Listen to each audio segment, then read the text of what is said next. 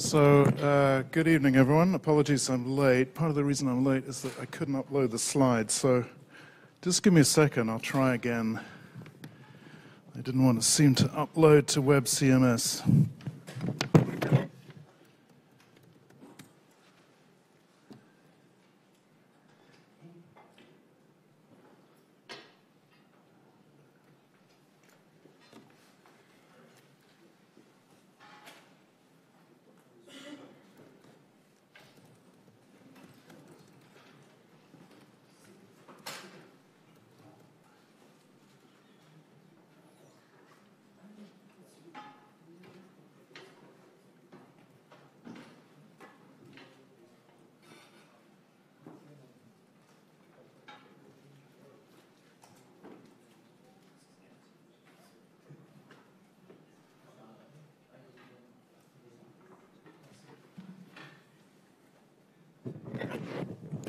Okay, so it seems that they're now uploaded. If you could just check under week 12.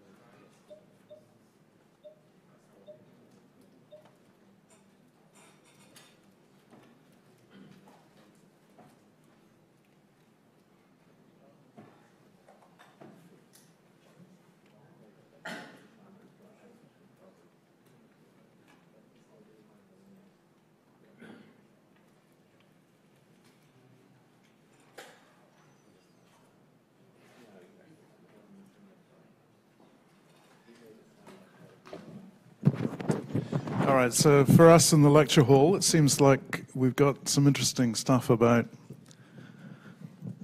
hyperbolic functions, which is actually not related to anything we're doing here. I can't seem to switch it off, so take that as, you know, a bit of nice mathematical wallpaper. So last time we talked about our third framework for...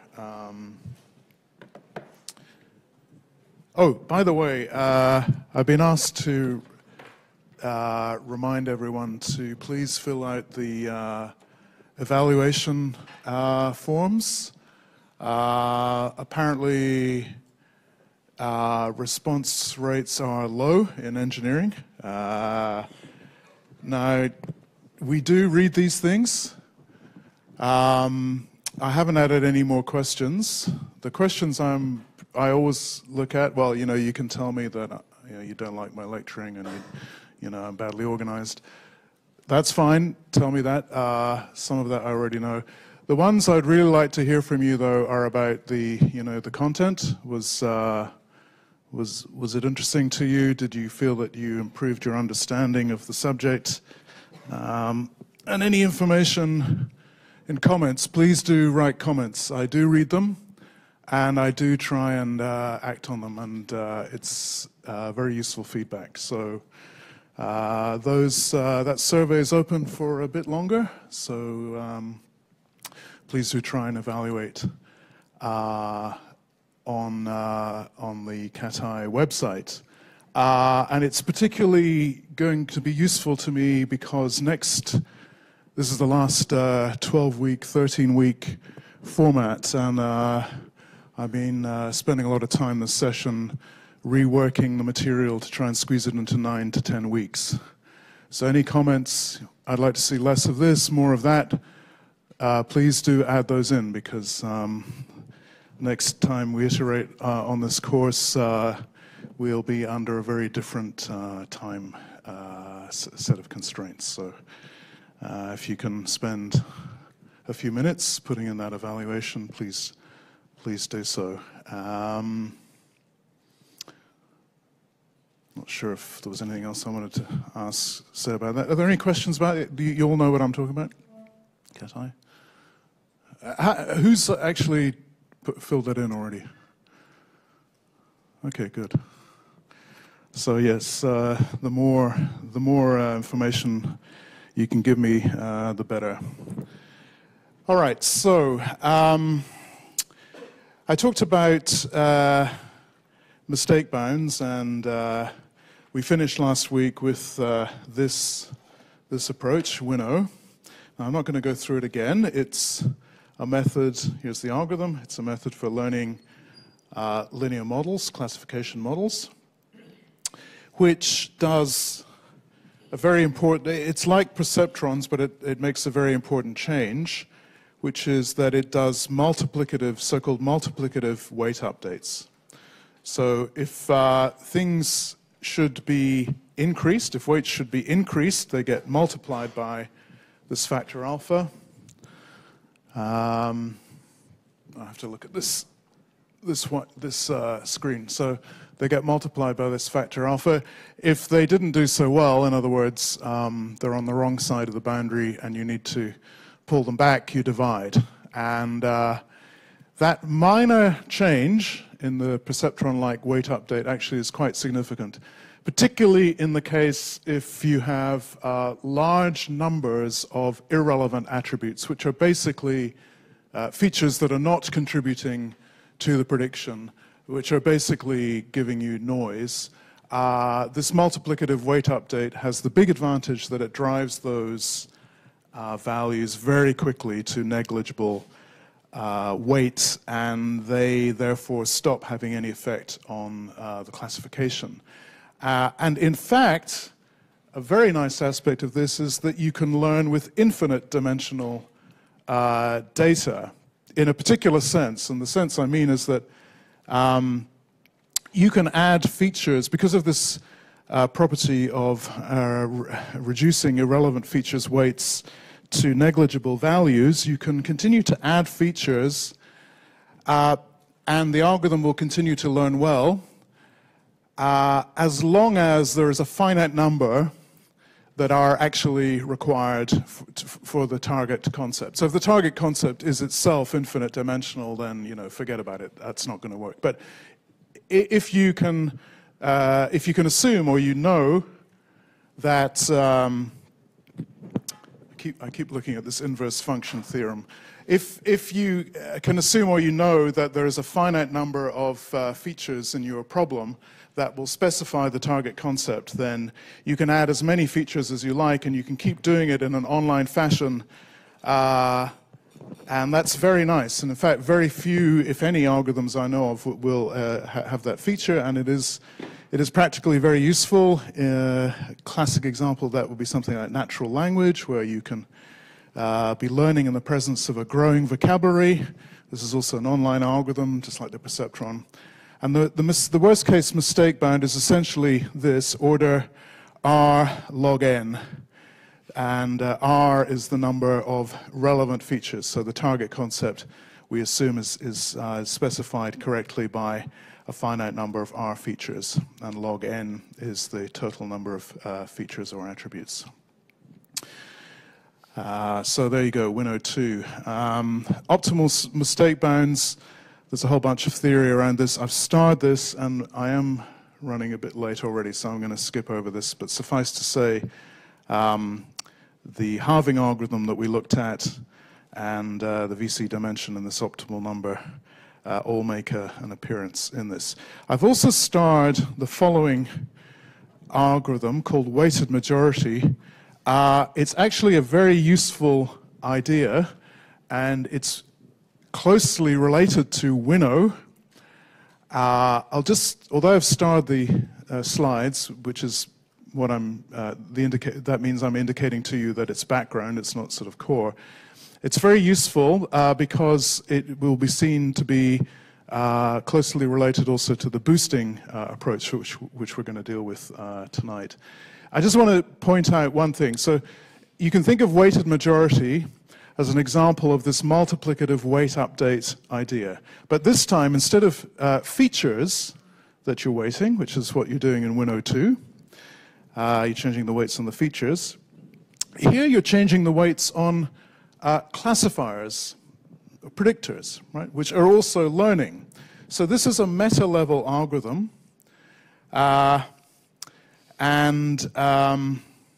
You're either increasing or decreasing the weight of the prediction algorithms that are the so-called base-level algorithms. And here is actually the scheme. It's starred, so I'm not going to go through it, but you can read it offline and you can see what I mean. So it's basically taking a bunch of learning algorithms, putting weights on them, so there's a flock or an ensemble. They're all learning away, and they're all predicting, and they have this prequential scheme, so they have learned some stuff online, and then they make a prediction, and then you tell them whether it's correct or not, and then they update the weights. But this time, I mean, all kinds of stuff can be going on in the prediction algorithms, but what this algorithm is doing is deciding which out of the pack or the ensemble is performing the best. And there's a really nice bunch of theory around this, which is essentially that the number of mistakes made by weighted majority is not going to be greater than some factor of the number of the mistake bound of the best member of the pool or the ensemble. Now you might say, well, what's the big deal? The big deal is that you don't know ahead of time what the best member of the pool is, right? So you just set this algorithm loose, and it basically learns which is the best performing algorithm in the ensemble.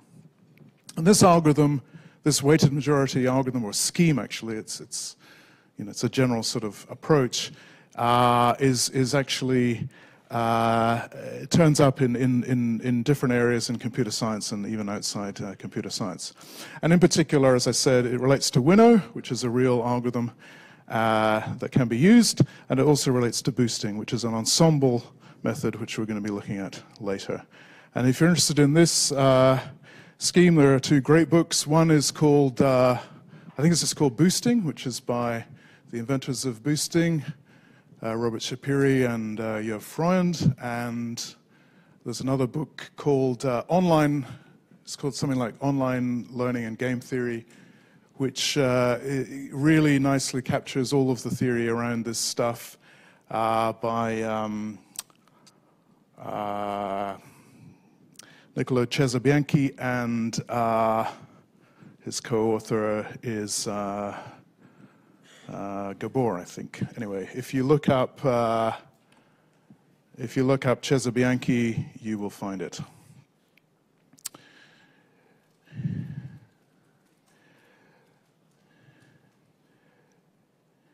Okay. So, some general questions about machine learning. We've touched on these, and it's very commonly the case in practice that you're trying to evaluate one algorithm compared to another. But if you haven't heard of this thing I'm going to talk about, it's always useful to have it in the back of your mind, although you can't make too much of it. So what am I talking about? Well, this idea is called the no free lunch theorem. So let's kind of get into it. It's also known as a conservation law. So two of the main results, there's a whole bunch of theory about this. Two of the main results are, or informally stated are,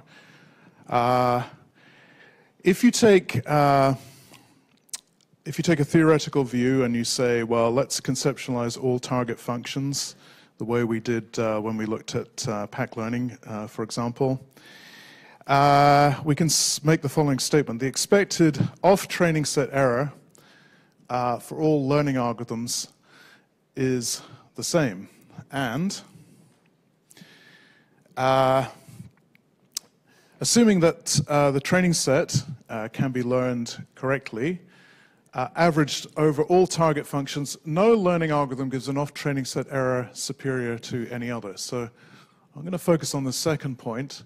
We'll break that down a bit. So here we've sort of slightly formalized it. I mean, there is a lot more mathematics behind this, which we're going to basically skip over. But to try and give a sense, excuse me, of what's going on, so we have expectations for two learning algorithms. So the expected error of training set for the set of possible target functions, which is the same in each case, and the data is the same in each case. So the expectations, the difference in expectations, summed over all of these is 0. That's what that statement means. So we have to assume that something is not quite. We've made the assumption, I guess, that any particular algorithm is able to pick up some information from the training data. So something's going on here that we haven't seen before, I guess, is the message. So let me try and make that a little bit more concrete with an example. So here's the example. So we've got a data set. We'll say there are 3 Boolean features. They're going to be labeled by some target function. And we have 2 algorithms that are going to generate 2 different hypotheses, and they're both going to have 0 training set error. So a bit like the pack framework that we had before. So they fit the data. But the hypotheses are different. So they're not going to predict the same thing for all of the training data. So the first algorithm will make this generalization. It will assume that all instances are in the target function, unless they're labeled otherwise in the training set, and therefore it's going to fit the training set completely. And algorithm 2 is just going to assume the opposite. So that means, unless they're labeled otherwise in the training set, it will assume all instances are not in the target function. So it will say no for everything off the training set, and algorithm 1 will say yes for everything off the training set. And we'll see in this example that for a particular choice of target function, one algorithm will look better. However, this will not be possible to determine just from the training set alone. So here's the example, and I'll just flick backwards to the definition slide in a second. I couldn't fit everything on one slide. So here's our training set. So it's very small data set. There are only 3 Boolean features, so the data set can only be of size 8. Here's the target function. So on the training set, the labels are 2 positives and 1 negative. And there's arbitrary labeling off the training set. So 2 are negative, 3 are positive. So the first guy is obviously going to win. Well, before we get to that, let's just ensure that the condition about fitting the training data completely is the case. So that's true. So they have 0 training error. They get the function exactly correct. And then we said that algorithm 1, the scheme will be to fit everything or to predict everything as being in the target concept, so that gets a +1. And algorithm 2 will have the opposite.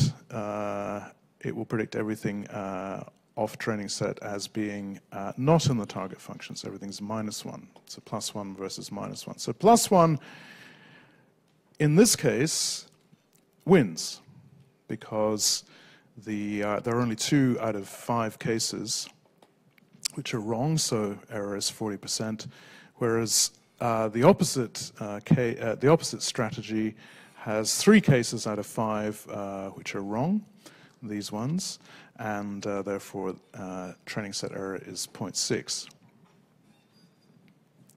Right, so we just check. So all of them, in both cases, we fit the training set, and the second one will always predict positive, and the first one will always predict positive, and the second one will always predict negative. And the first one is going to do better off the training set. But, and this is the last point, we cannot tell which is going to be better from the training data alone. So to preface the punchline, so there's no reason to choose between these 2 on the training data alone. So any choice that we make must be based on some other assumptions. Right? So they're equal on the training data, but in this case, if we had assumed, if we had some reason to assume that strategy 1 was better, it would look like we were doing well on a test set, a validation set, test set, cross-validation. But what would that be? Well, we don't know what the function is. And if we don't have any prior knowledge about what the functions are, or we cannot make any reasonable assumptions about what the functions are, some sort of rational scientific basis for doing that, then there's actually no reason that we would prefer algorithm 1 over 2. Both of them fit the training data correctly, but remember we only had, let's just go back here, remember we talked before about the possible labelings. So if we take away the first 3, we know what the labeling is, that still leaves 2 to the 5 possible labelings for the off-training data. And obviously, as the training set, the instance space increases by the dimensionality, that's going to increase. So any of these 2 to the 5 could have been picked. In this case, we just said, well, everything's true or everything's false. But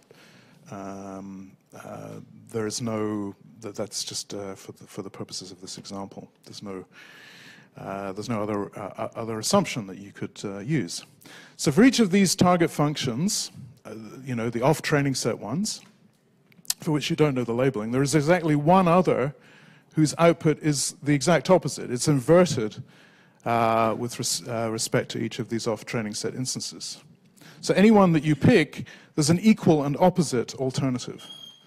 So the performance of the 2 algorithms will be inverted. And therefore, over all of these functions, everyone has an equal and opposite. which will cancel out the off-training set error. So instead of getting 0.4, 0.6, we would get 0.6, 0.4. So overall, the expectation is what we set out at the beginning of this for these two algorithms, expectation 1 and expectation 2.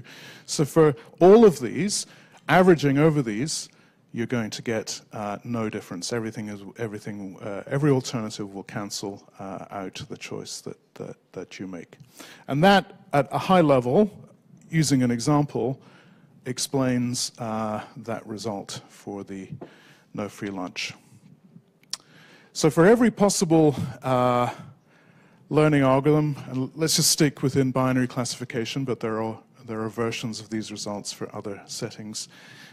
The sum of performance over all the possible target functions is exactly 0. So sometimes you're going to get a positive performance off training set, but there must be other problems where you get an equal and opposite amount of negative performance, and that is the basis of these conservation laws. So what practical implications does that have? Well, as I said, the thing to bear in mind is that, you know, in machine learning, you're not ever going to be faced with trying to learn all possible target functions. That's the first thing to say. Secondly, to the extent that you will be trying to apply the learning methods that you develop or you use or you adapt, then there will be some sort of selection, some applications which are more likely to come up than others. So it's not going to be the case that, you know, whatever you're faced with is like an unbiased sample from all of these possible target functions. That's also not the case.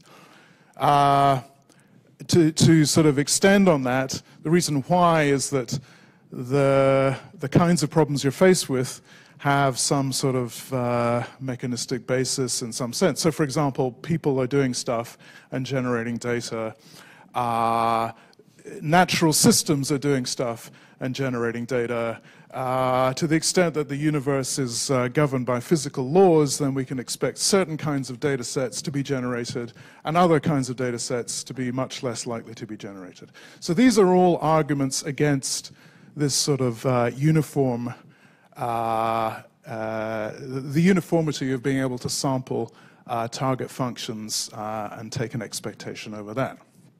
So practically speaking, here are some examples of things that might occur. Now, I've put the caption, this is a figure from the Duda, Hart and Stork book. I've just put the whole figure in there. You can read it offline, but I just wanted to quickly pick up on this. So here are three sort of cases. Now, this looks a bit like a sort of feature space. It's two-dimensional. It's actually not. It's a problem space, right? So, and the pluses and the minuses and the zeros, well, let me just highlight what we're talking about. So the pluses and the minus and the zeros. So a plus indicates that the classification algorithm has generalization higher than average. In other words, its off-training set is doing better than average. A minus is doing worse than average, and a zero indicates average. Okay? And the size of the symbol, if it's a big plus or a big minus, means that it's, you know, much bigger or much smaller. So here, if you're practically if you want to think about some practical applications of no free lunch and conservation laws, conservation law ideas, here are three things that could happen.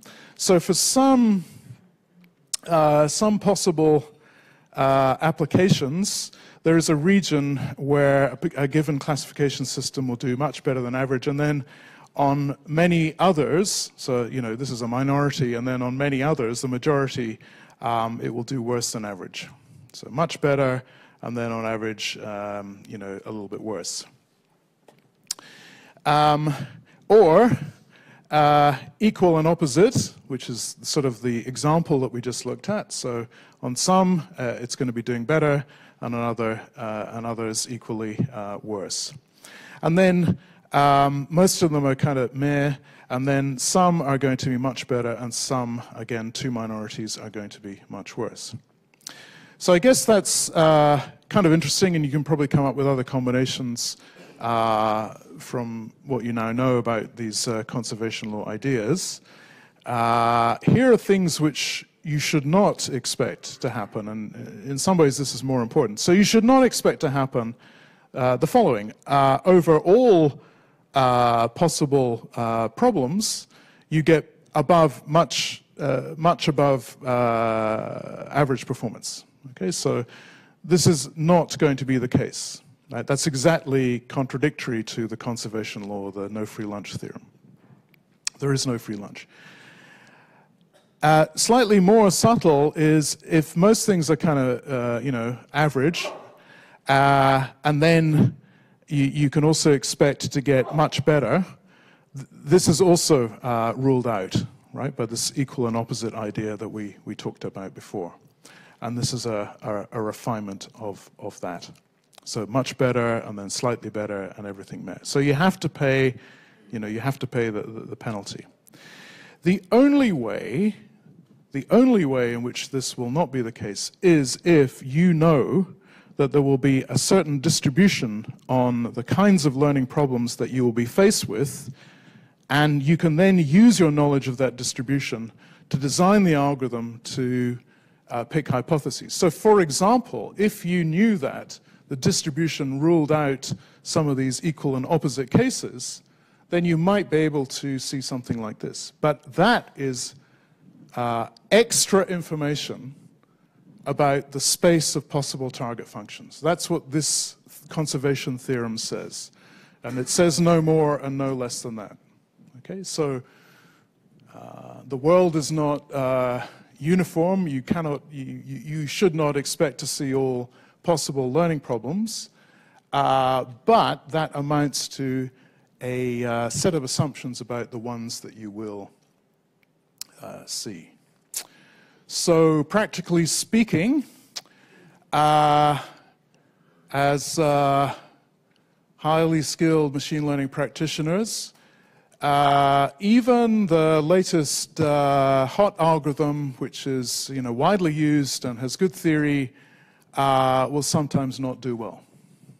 And the reason why, assuming you've set it up properly and so forth, is that it's simply the assumptions behind it, the set of what we call inductive bias, in other words, the ways in which it's designed to perform well, are not matched by the problem or the set of problems to which you're applying it. That's what that means.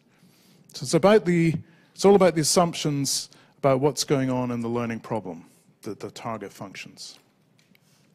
So the best way to kind of avoid this, particularly when you're going into something new and you don't know much about the kind of issues, what the hidden target functions are, is to not just stick with your one favorite algorithm, but have a range of algorithms about which you have good knowledge, about their strengths of experience, and hopefully strengths and weaknesses, hopefully backed up with good experience when they work well, when they don't work so well. Like, I know that,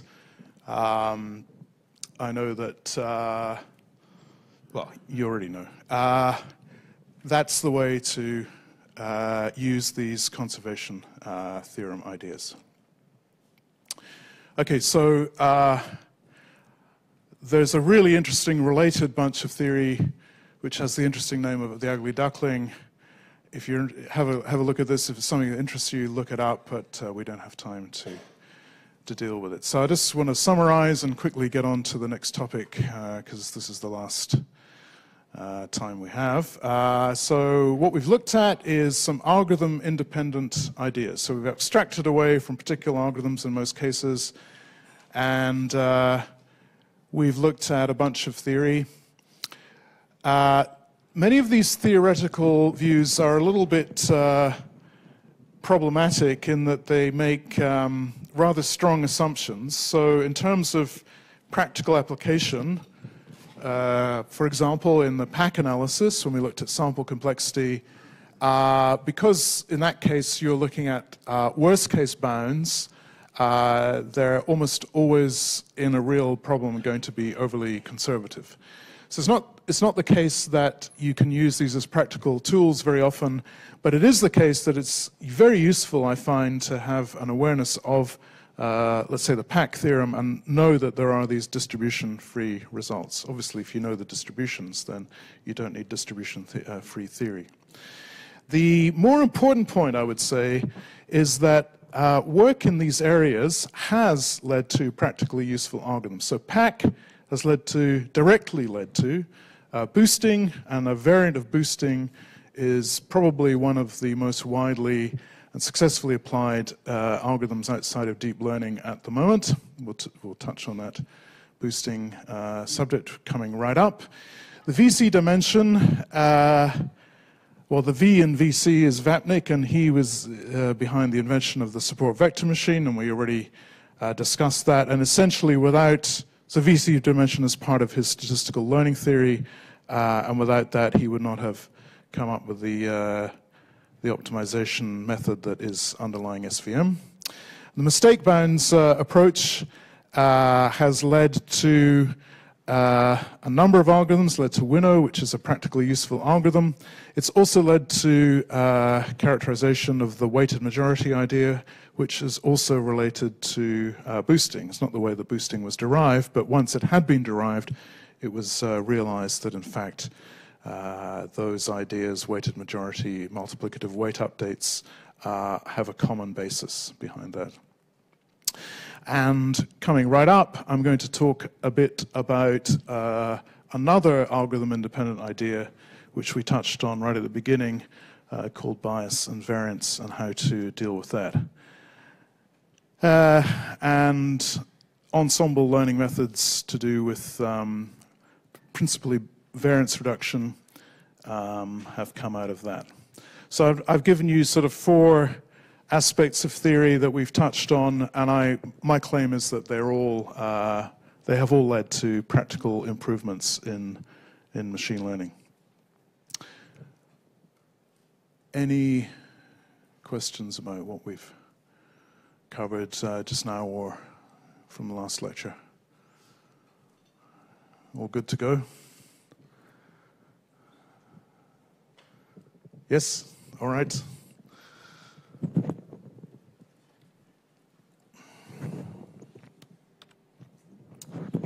Okay, so I promised you ensemble learning.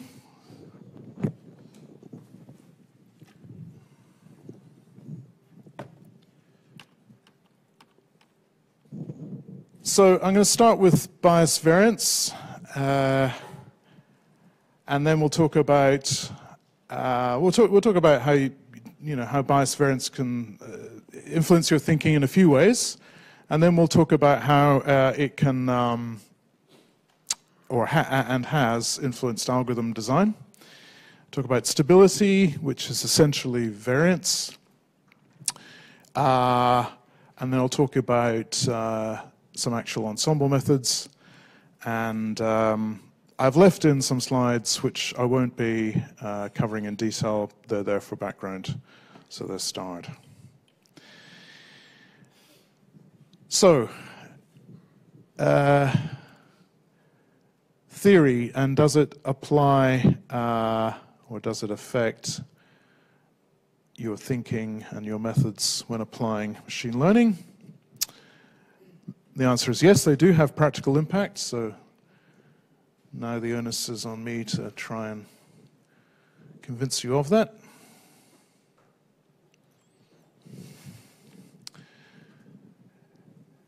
So you may know this well. If you haven't seen it before, you saw it earlier when we talked about linear regression.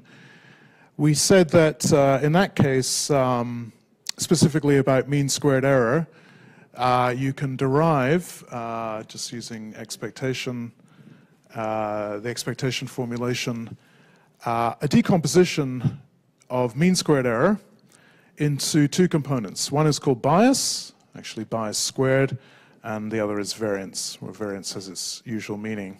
And for mean squared error, that's pretty straightforward.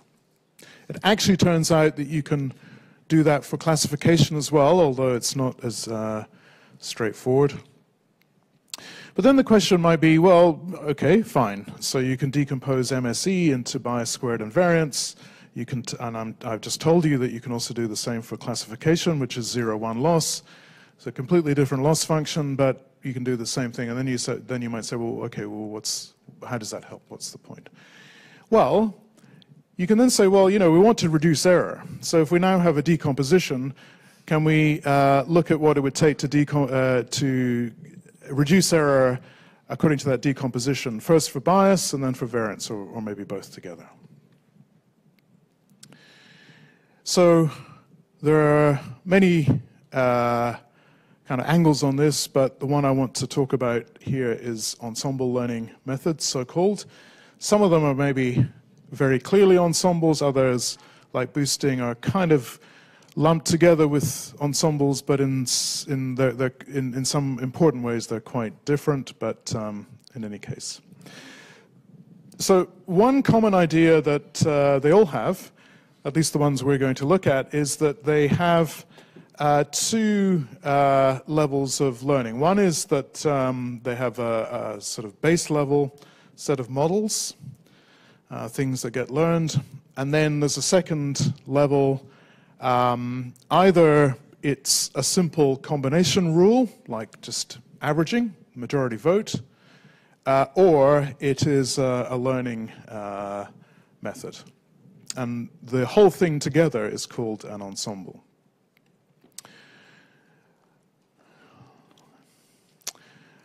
Okay, so let's go into this bias variance idea in a bit more detail.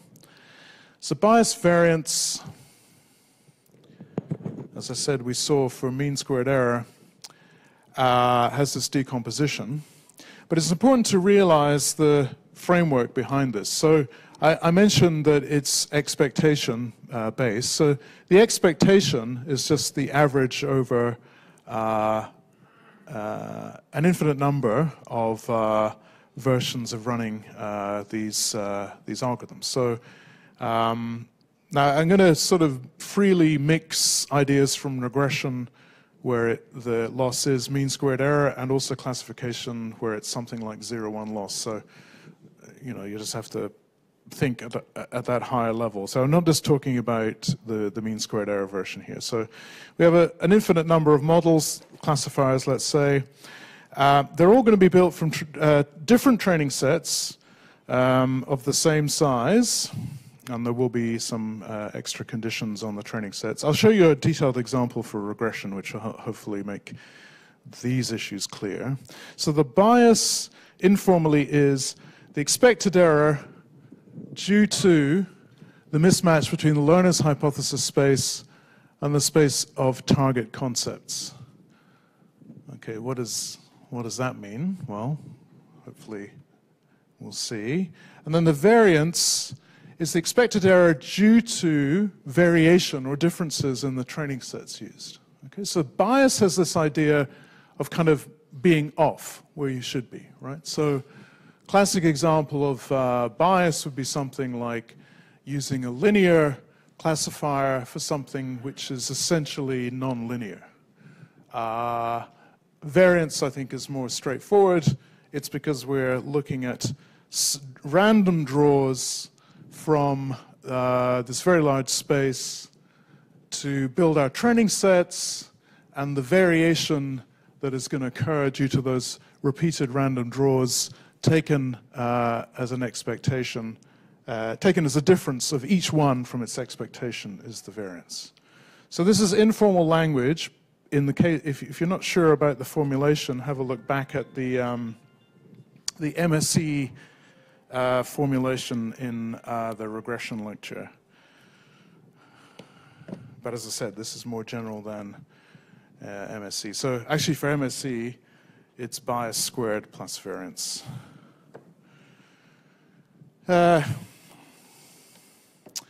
Okay, so here's a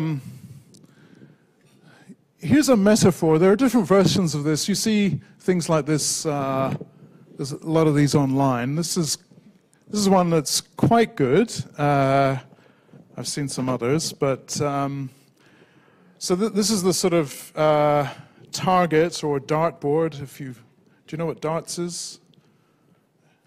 Yes, some people know what darts is. It's not a universally known sport, but you all know what bow and arrow type targets are, or shooting targets are, I guess. Yes? Okay. So these are like arrows or darts, these little green crosses. Okay, and the center is actually in darts, it's a much more elevated game, and there are more complex scoring systems. But generally speaking, you want to be closest to the center, right? So you want to hit the center, and your deviation from the center will be something like error in this case, or reduction in performance. That's the idea. Is everyone clear on what we're showing as this visual metaphor? Okay, good. So dartboard is this particular example is from Peter Flack's book, and he's at Bristol, so everyone in Bristol will know what dartboards are. In this case, there are 4 of them. So what is this intended to mean? Well, if we look, we can look at rows and columns. So let's look at the let's look at rows. So as it says in the caption, we have in the top row we have 2 of these targets, dartboards. I'll say because target has a sort of reserved meaning in this course. So the arrows or darts, in this case, we see are clustered together, and they're around the center. All right. So the overall effect is of algorithms having roughly the same performance, and that average performance being, close to the maximum. Or another way of saying that is that error, which is distance from the center, is low. Here we have a second case where if you take the average, this is intended to show that the average distance will be high.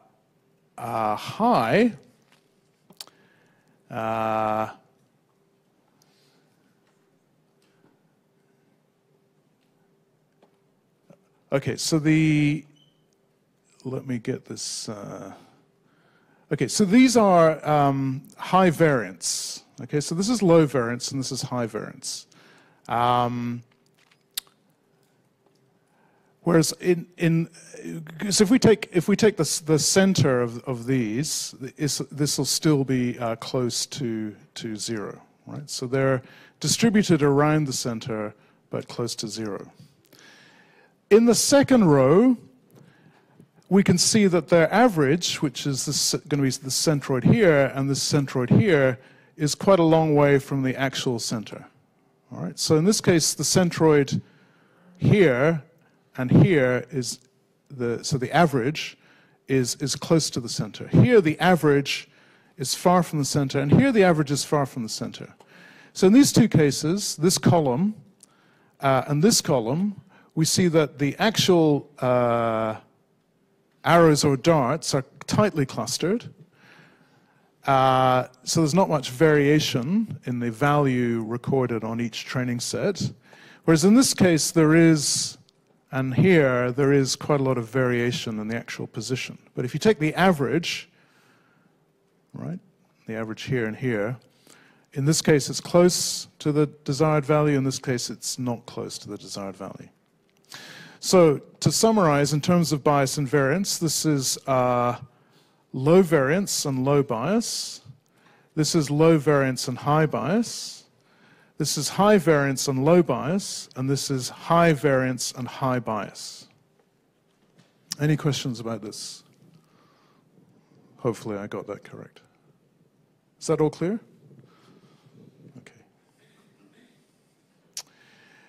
Now, I think a more,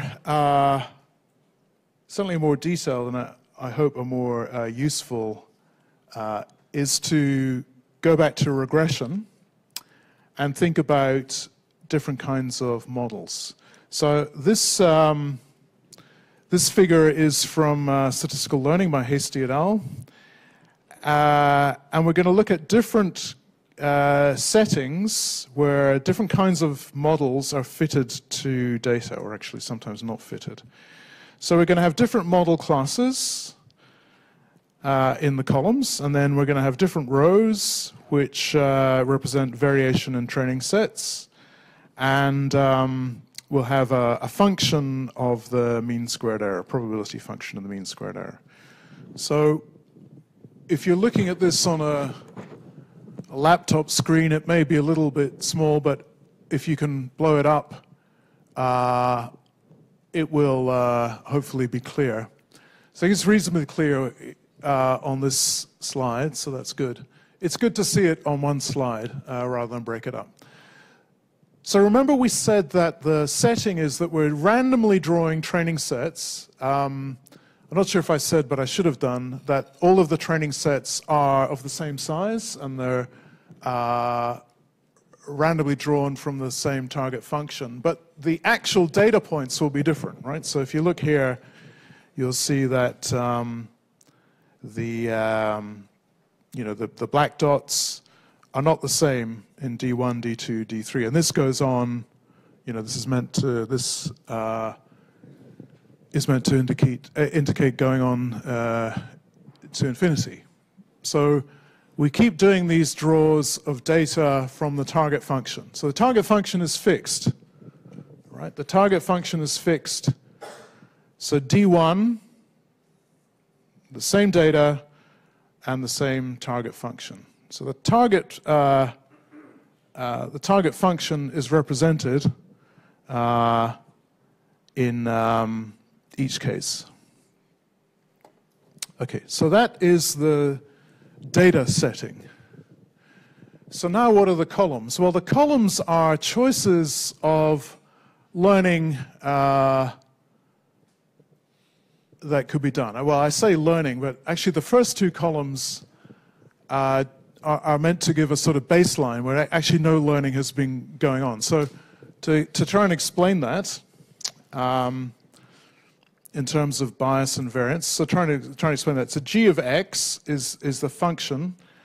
It's actually fixed. It's just drawn from something. There's no adaptation to the data. So you can see here in column A, it's the same in each case. So let's just look at that. Well, what's the point? Well, here we're saying, imagine that some process generated g of x in this case. What would the error look like? It's actually not looking at the data at all. The answer is it's looking pretty bad, right? So an error, well, here it only hits 1 point, here it hits no points, and here it hits no points. So you remember mean squared error? You just take the distance from this regression line, and then you're going to get the error. So the error will look like this. Okay, so the probability of the error is going to be, oops, I should move the mouse, not my hand. The error is going to peak around here.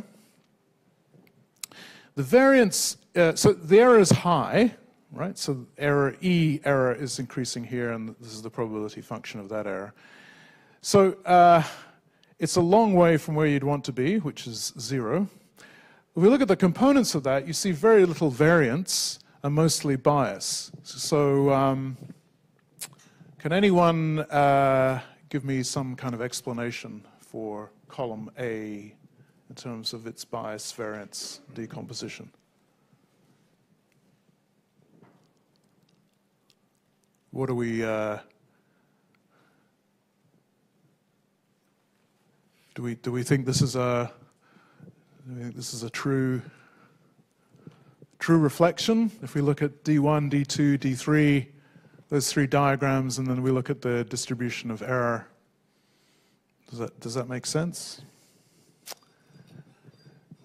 the mean of the red line, the middle of the red line is a long way away from the mean of the dots, which pushes the bias up towards the right. The mean of the red line. Okay, yes, I see what you mean, yes. So if we treat this as a regression equation, that's what you're saying? Yeah. So the mean here is a long way away from all of these dots, yeah. Yeah, so if we think about, remember we evaluate error from, the distance from this line, square distance, take the mean. In all of these cases, this is a really bad model. It's a long way off the data. So the bias is high. So the error is high and the bias is high because in this case, the mean, in some sense, the sort of core of the model is a long way away. What about the variance? What about the variance? Well, let me just answer that because we need to be fairly quick tonight. So the variance is low because there's no difference. Remember, these draws are all from the same target function, that one, that one, that one, and this doesn't change. Okay, so there's no change due to the adaptation of the model to the data on each of these data sets. Right, so variance is low. Second column, any comments? Well, actually, sorry. Let me just explain. So here, the setting is very similar to the first column, A. There's actually no learning here either, which might strike you as a bit strange, but just randomly drawn or somehow fortuitously, the regression equation is, let's say, fitting the target function to some extent. Maybe not the best fit that we could think of a linear, or certainly not the best linear model that we could apply to this data, but it's better than the previous one. So what do we expect in terms of bias variance? Well, remember, over all of these data sets going off to infinity, we would expect the bias to be lower than this one because this one's really bad. This one's better. So and this is the bias component. And again, for the same reason as in this one, like there's no adaptation to the training sets, there's no variation, the variance is going to be low. All right, how about column C? Actually, time, I should really stop for our break, but let's just do column D first. Column D compared to B and C, so I can tell you that it is, well, you can read it for yourselves. It is learned and it's a linear model. It's a univariate linear model, so we know all about that. What do we think? Well, first of all, you can see something different. What can you see that's different? Say, compared to columns A and B compared to D. What's different? There are linear models in all of them, but what's different about column D? Yes, go ahead. It's adapting itself to some extent to the function. Yes. Someone else?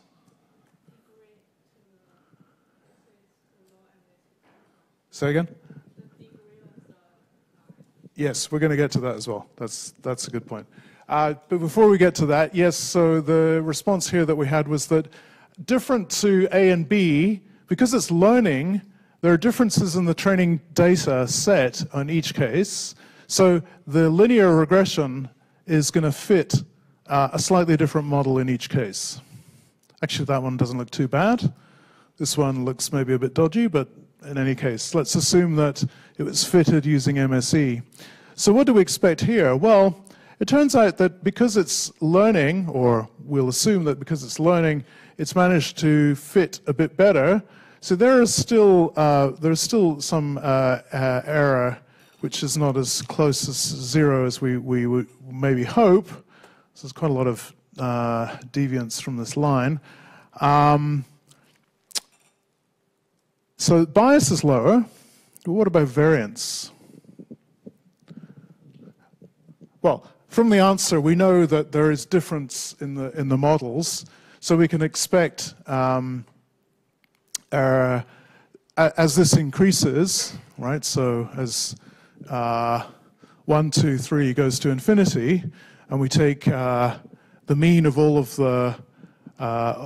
those and take the difference of each one from that mean, that variance will be larger because of the variation. Here, there was almost no variation. So that was not going to change. And then what about the last one?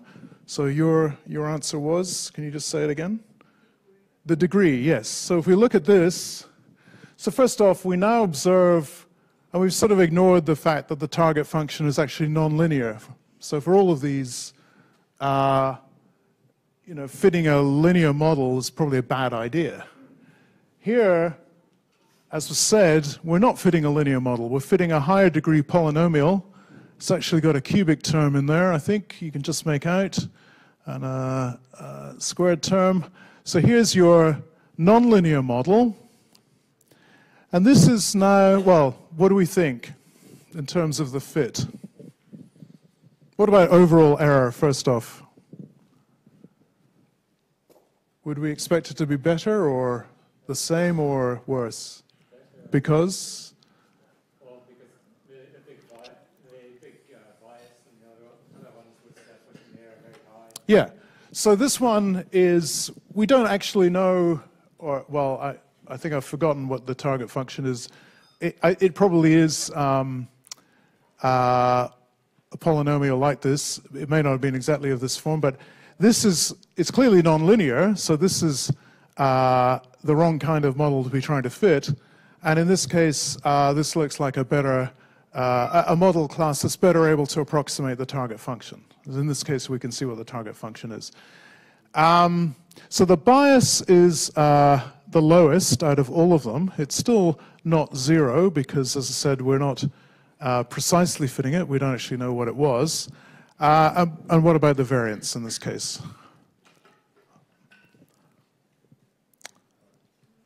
Anyone else? No, you're just scratching? Anybody else?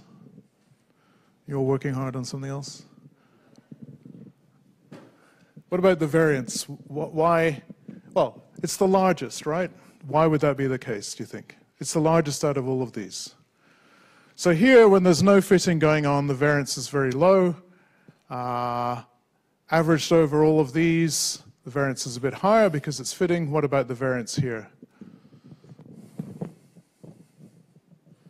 And why? All right, let me just answer that and then we'll stop and take our short break. Okay, so the variance here is higher because the data, the shape of the model is changing more dramatically over all of these cases because there's more flexibility to fit the data points.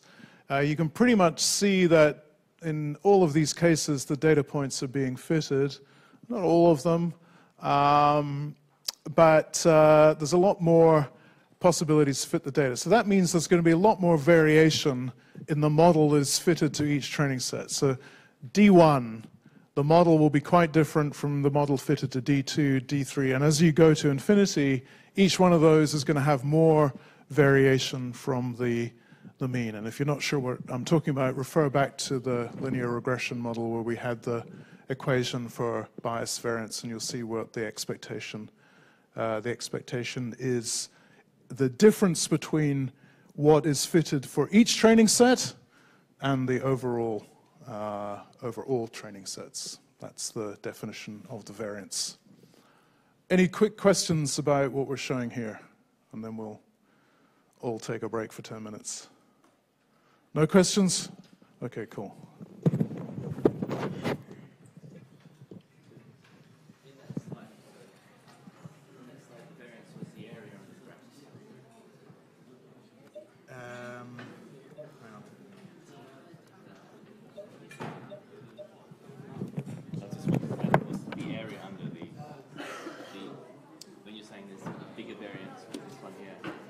Yes. The volume. Sorry. Oh, in this one. I just try to work out the axis.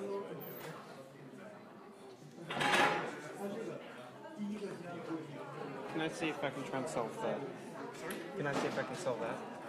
Yes, please do. Go to wait a minute. Oh, that's interesting.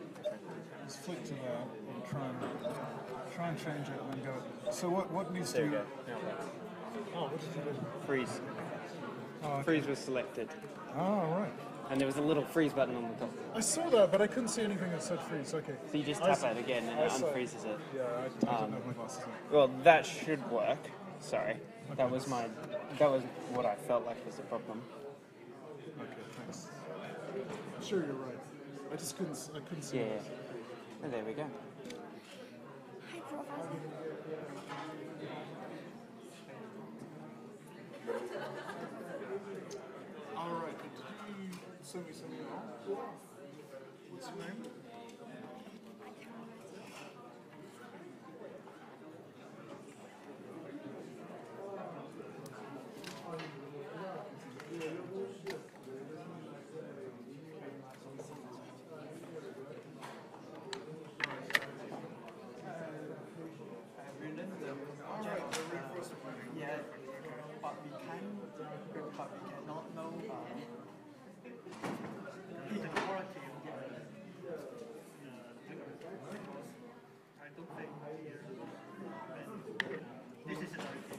whether it is improved. Okay, you have to. I probably didn't say anything about a baseline. A simple baseline would be some sort of fixed, random switch of traffic lights. So, Maybe 10 times that. yeah, something like that. And then see how much it improves. But what did you do to? Did you do different things to try and get it working? Yeah, I have changed the penalty. Okay. Yeah, because this day is per car before the traffic light is -1, but we have changed if the whole line car will stop, the per car is -1, so it will be more penalty. All right. Okay.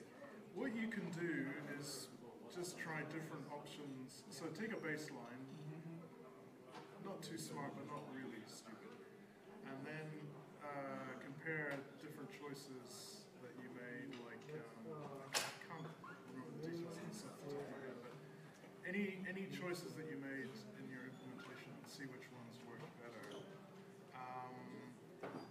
If there's still time, can you generalize this to more than one junction?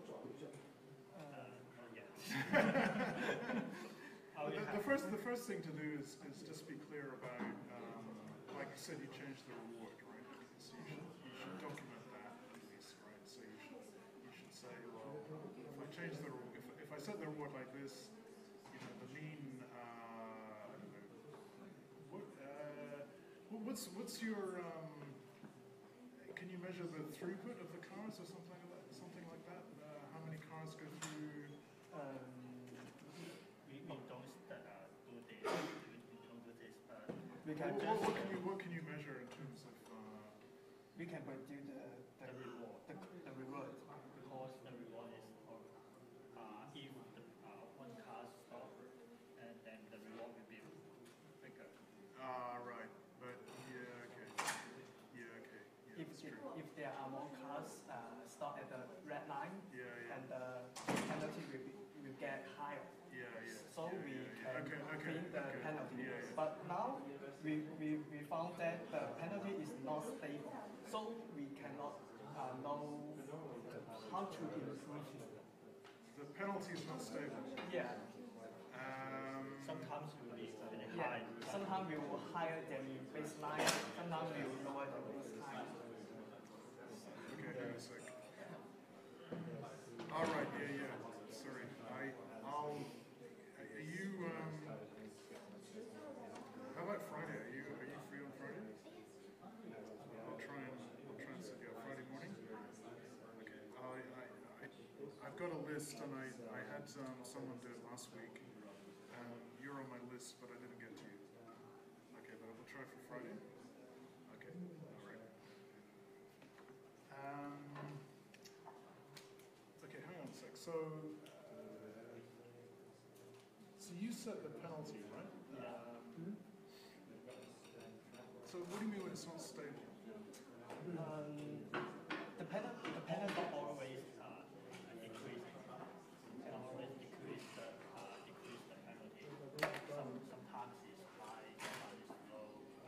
Not always. yeah, because when Depending on what the initial conditions. What is it? Depends on one time. 100 is 500. 1,000 times that. And too many times. Because if you learn something, it will decrease the penalty.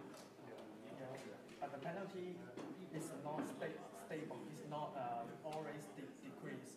Sometimes it will be increased. Like 110, go higher.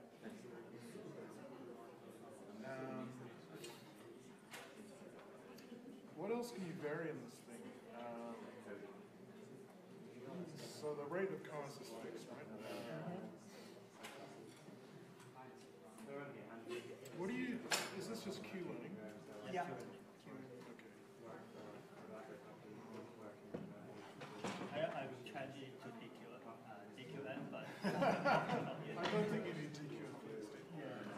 try our best. You can try. Because sometimes the thing is not yet finished, but I don't I can see anything. Yeah. Or maybe the most of the reverse are lower than the baseline. That's all right. All the most of them.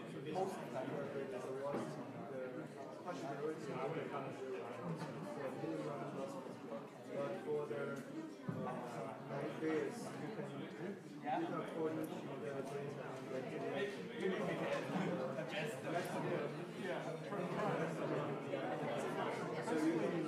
Whatever come up, you can evaluate it. Yes. It is a difficult today. Yeah, well, whatever it was, I can't I haven't thought of this for a while, so I can't because space is analyzed for the ideas according to the post but don't worry too much about it. You do a really good job.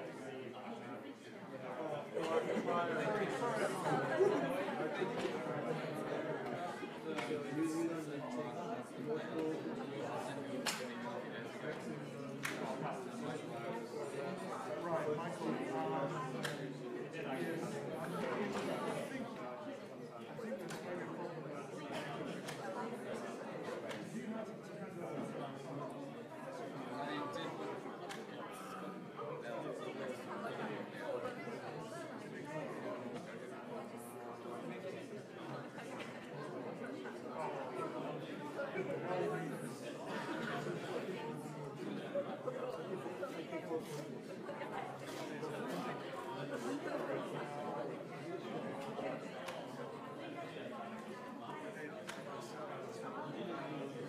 Yeah, I did a quick check on I saw your email. I think I wrote back. I did a quick check. It seems that there's someone who's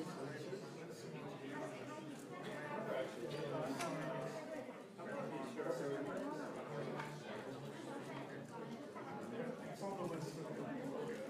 But if they resident like milestone. It seemed to be, when I had a quick check, it seemed to be a list.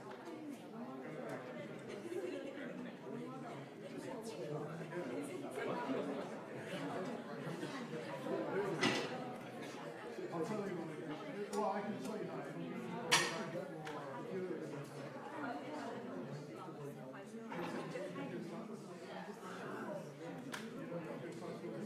The ground door, there are a couple of rooms.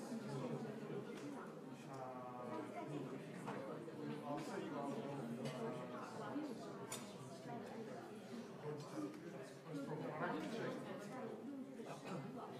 I will email you, yes, about Friday. I'll try and set it up for Friday morning. Okay, if I can't, it'll have to be. I'll try for Friday. And if the room's available, you'll go. And it'll probably be 9 minutes.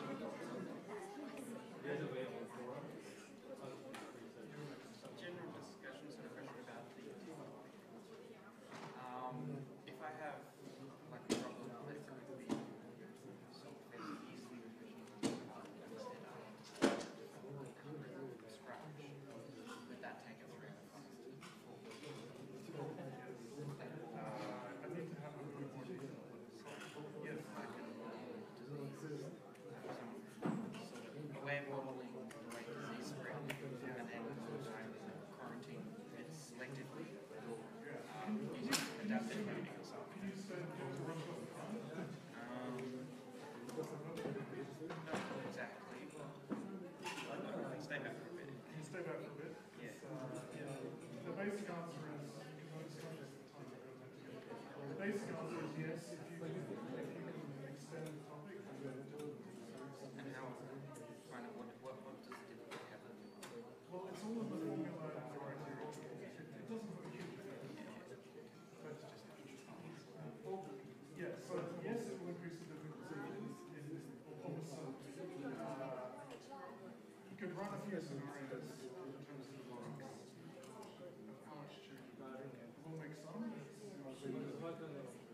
it sounds like it might even go up to 5 if it's going to do that. We haven't modeled the score, it's just learning that we That usually goes up to 5. So try and catch it in the moment. Briefly, so is there a lecture next week? No lecture, but there will be sheets. I'll try and get some consultations. And then, as you know, I'm doing a somewhat different project on the standard, so I know it's a face data set, but that alone is not great. It's quite small. It's got like examples. Which face? The one for the neural network. Have you looked at the C file? Oh yes, that's what I was going to say. So I will do something on the face one. But I'm also going to do pre-upload to the faces. Right. So do you want me to Not really, because you described this already before, and it sounds fine. So just on the data set, you say it's not big enough?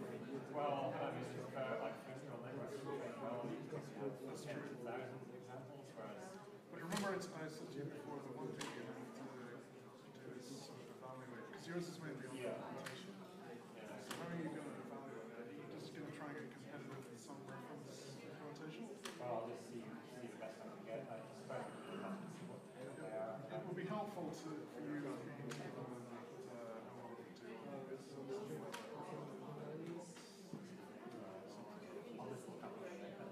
Haven't you got something to do on it?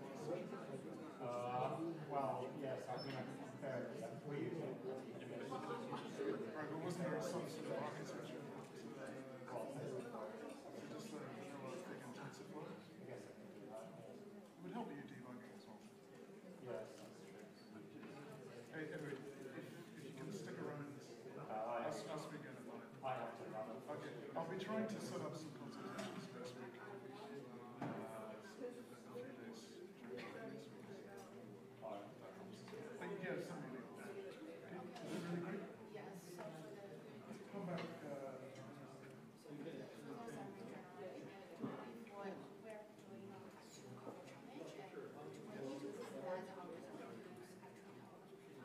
Actually can work? Yes. Converge. Do you need to prove it can converge? Can you prove it can converge? If you can prove it can converge, no problem. You don't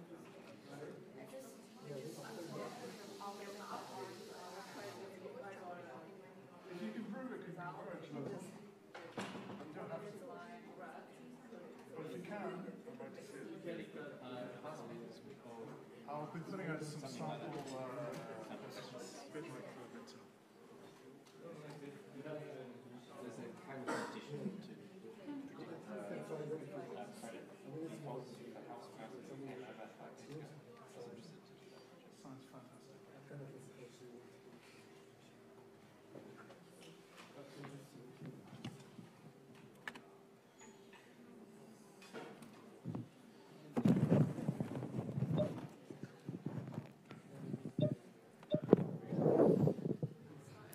Okay, we go again. Thanks to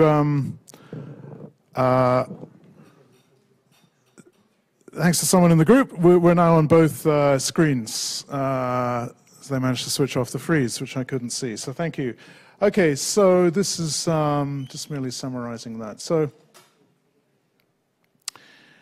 the bias variance decomposition that we just went through is the one for mean squared error. I mentioned before there's a version for classification. It's a bit more complicated. If you're interested, have a look in the statistical learning book by Hasty et al. And they have the story in there. So for 0, 0, 1 loss. So bias is the expected error of the ensemble classifier on new data. And variance is the component due to the particular training set and the total. So you might be concerned about noise, which would be a good thing to consider. So we'd usually assume that was the bias component.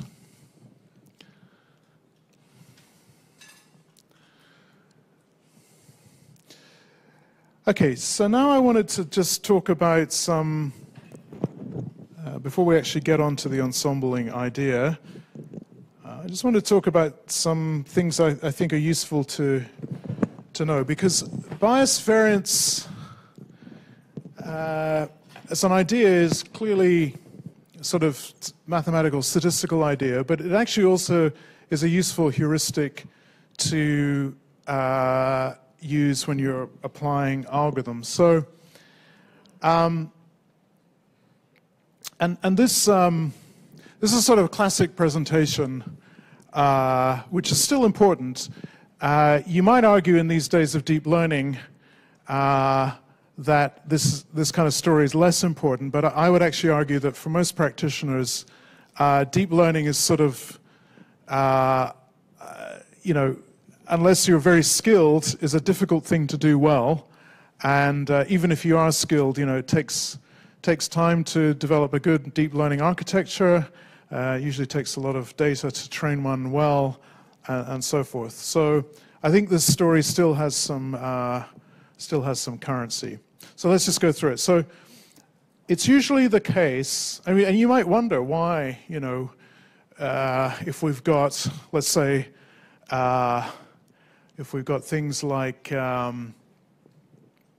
support vector machines, which have these kernel functions, then why do we care about linear classifiers like logistic regression? If we've got, you know, things like regression and model trees, or actually even boosted versions of those, which we're going to see, why do you care about linear regression? Well, there are some reasons why. One is efficiency. And as we've seen, high bias algorithms, so things that have a high, are biased in the sense of having their error component mainly due to bias, are often used for efficiency. The reason is that they're fairly inflexible, and that they don't, you know, do as much work. They don't try and fit the data as hard in some sense. Now, then you say, well, let's see whether or not.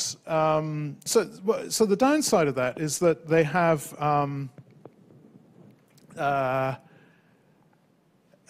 you know, they're just not as good. They're high bias, but their error is going to be higher than you'd like. So what you'd want is a lower bias algorithm, but the downside of a lower bias algorithm is that it has higher variance, as we saw. But it turns out that big data can reduce variance, and the reason why is that if you fit a large training set, then the training set to training set variation, which is the cause of variance, as we just saw, is going to be less, because the sample size is such that the change between any particular set of draws is, in terms of model fit, going to have less effect. So to try and sort of see this, I'm using some slides from Jeff Webb, which I quite like. I hope they help, but I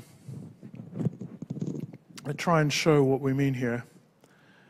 So this sort of Rubik's Cube idea, and he's done a lot of work on trying to minimally extend high bias learners. So this Rubik's Cube setup is so let's say we have 3 variables, so it's 3D, and each one actually is split into 3, or binned into 3 regions. And then in here, let's say you were doing something like naive Bayes or some sort of probabilistic prediction for 2 classes. You can see there's variation in the data in each of these 3 by 3 by 3, so 27 cubic regions. Now, some of these may be more or less sparsely populated, but in any case, you can see there's variation in this prediction. So the question is how reliably you can estimate these values, if in fact you're doing a probabilistic a probabilistic classifier. So to do all of these estimations correctly, you'd need a fairly low bias but high variance learner. So something like you could think of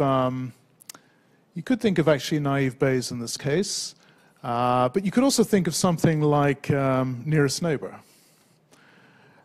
So nearest neighbor with, let's say, a probabilistic classification rather than simple majority vote.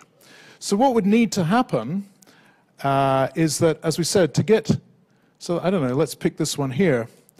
And we compare and contrast this one here and this one here. So if we want these estimations, these class probabilities to be robust and accurate and generalize well, then what do we need? Well, we need enough data here, particularly as compared with these other ones. So let's say this is the opposite of this, and this is the opposite of this. You need to have enough data appearing in these to make these classifications robust. So if you don't have enough data, what's typically done is that you change the bias. So, for example, you fix some of the features, and you just assume that they are all grouped together, and then you make the estimates. So here are three cases where you fix one of these dimensions. So here, on each of the faces of these three faces of the cube, you're now grouping all of these, and you're not looking at the variation over the other dimensions. And in that case, you get more data, and then in that case, you're going to get a class distribution estimate. But the point is that that's a restriction due to bias. Okay, so you've simplified the model, you've made a restriction, you've got more data, but the estimation may not be that good because, as we've actually seen, at least on this face of the cube, the variation in the class probability estimates are there. So the key point is that if your class probability, in this case classification, but it could also be true for regression, is going to vary across the data distribution according to the dimensionality of the problem and the subdivision of those, then you need, either you need enough data to capture all of those, and you need a flexible enough model class for that to be able to be estimated, or you don't have enough data and you simplify the model, thus increasing the bias. So either you have enough data to reduce the variance, or you increase the bias for this kind of approach, which is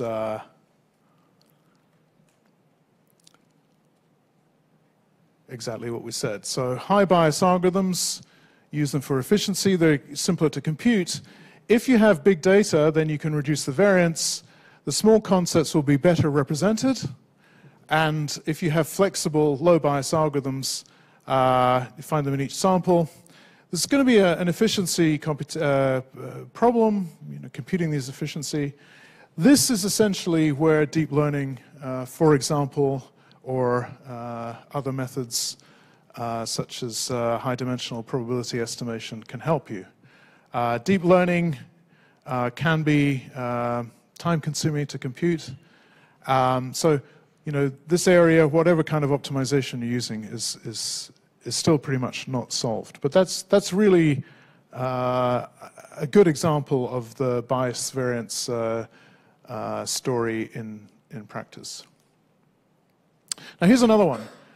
So people sometimes say, well, okay, how do I know that my algorithm is suffering from a bias problem or a variance problem? Right? So I'm maybe not getting the error I wanted. And in the case of what people currently come to machine learning practitioners expecting them to be able to deliver, because they've heard about deep learning and human-level AI,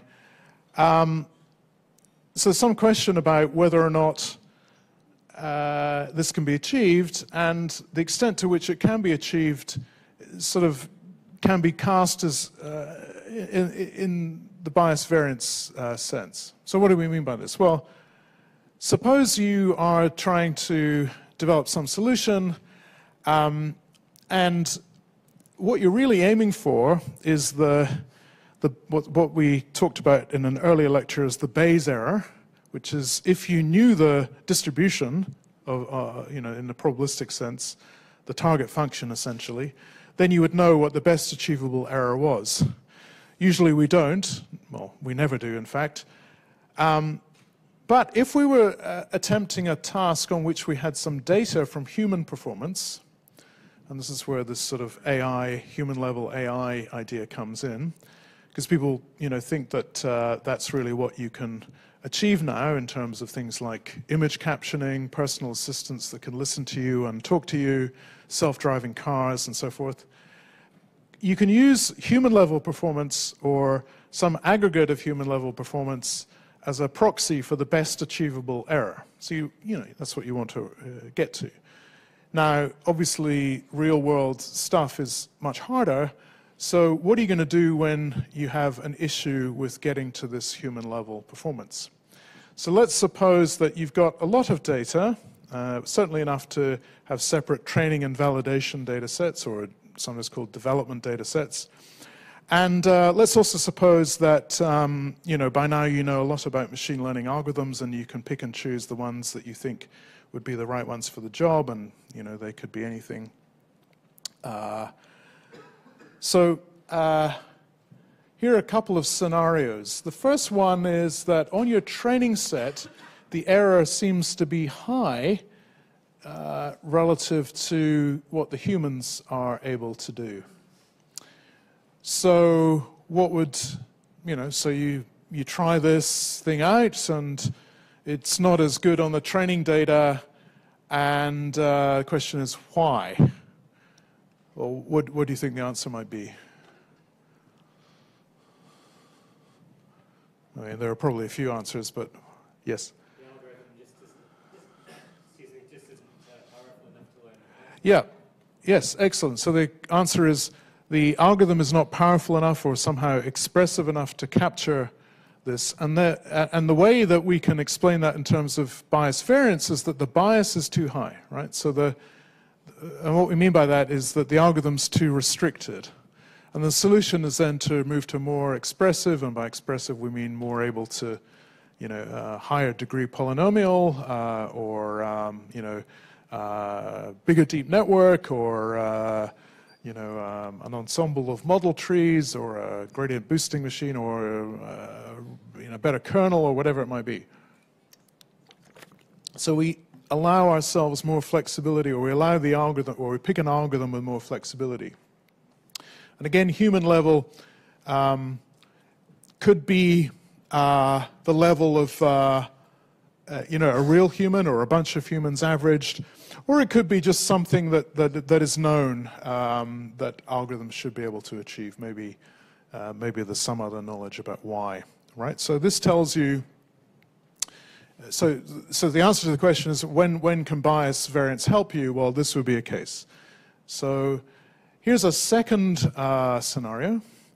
So the training set error is actually now good enough, but off training set, so validation or development set or cross-validation or something like that, is still too high, again, compared to human level or some proxy of the Bayes error. So why do we think that might be the case?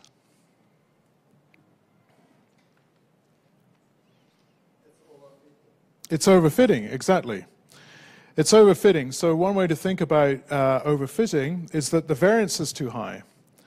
Okay, so if you think about that story we had for MSE, bias variance, every training set was being, in some sense, overfitted, right? So if it wasn't being overfitted, then it would be closer to the true value, and so therefore taking the difference of each training set over compared to the expectation would be small, right? So because if it doesn't overfit, then it doesn't vary as much over all of the training sets. Okay, so if it's overfitting, the variance is too high. And if the variance is too high, well, there are different things. So we know about regularization to prevent overfitting. We're going to talk about ensembles in a second. We just saw an example where we said, well, you can get more data, right? If you want to populate all of the cells of the Rubik's Cube, you know, you need enough data to make sure each of those little cells can give you a good estimation. Or, you know, you could always use a different, you could use a different model class, or change the architecture if it's a neural network where you're free to, you know, change the architecture or something like that. So two scenarios where we can see why we can see in terms of what we already know what's going on, but trying to explain it in terms of bias variance can be helpful. Now, I freely stole this from a really good talk by Andrew Ng. It's now a couple of years old, I think, but it's on YouTube, and there's the URL. Go and watch it. He gives a lot more detail. Why should you watch it? Well, at the time, he was head of a group of about 1,000 people at Baidu Research. And it's really valuable stuff about, and fits from everything I've seen in applications of not just deep learning, but real-world machine learning. So, yeah, you know, it's only about an hour long, and I recommend it to you. And he talks about these two scenarios, and he talks about more as well. Okay, so bias variance in terms of ideas about applying machine learning is very important. But how can you then use these ideas to improve machine learning algorithms? So let's talk about a few concepts. One is stability. So stability is if I have a data distribution and I train a learning algorithm on data sets, different data sets, training sets sampled from D. So clearly this is the same setting as we've had from, as in that example. We would expect that the learning algorithm should give us essentially the same model for both data sets. And if that would be the case, then the learning algorithm would be stable, right? So if that doesn't happen, that's the situation we refer to as unstable. So what are unstable algorithms? Well, stable algorithms. Now, a classic example of stable algorithms is something like nearest neighbor. For some k, typically k is chosen to be low, but we might actually, or we're going to see how you need to be careful with this kind of approach, because in fact, stability, when there's a parameter like this, is not like a one-time thing. And then the sort of classic unstable algorithm, and we'll see this in ensembling, is tree learning, particularly decision tree learning. Okay, so here's an example of what a decision tree is learning. So here are, well, monothetic just means it tests one variable at a time, so that's the kind of decision tree that we have heard about. Excuse me. And here's a two-dimensional split into regions, like R1 and R2. And here's a three-dimensional version of the same one. And you can see that by recursively partitioning, so these are real-valued attributes, obviously, but by recursively partitioning into subrectangles or subcuboids, we can see that arbitrarily fine partitions of the instance space can be defined, and obviously R1 and R2 can be the classification labels applied to each of these regions. Now, what does instability mean here? Okay, so I'm not going to go through this example in full detail, But what we're showing here is data for two classes, region 1 denoted black, region 2 denoted red. There are two variables because we can visualize it, and here are the data values. Now, I'm just going to point out that there's a permutation to the data.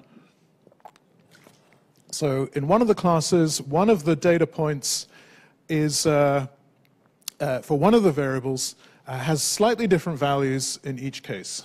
Right? So you might not think that's such a big idea, such a big deal, but the idea here is that we're trying to show something that can very easily happen due to mismeasurement in data or just some typo or some error in the data.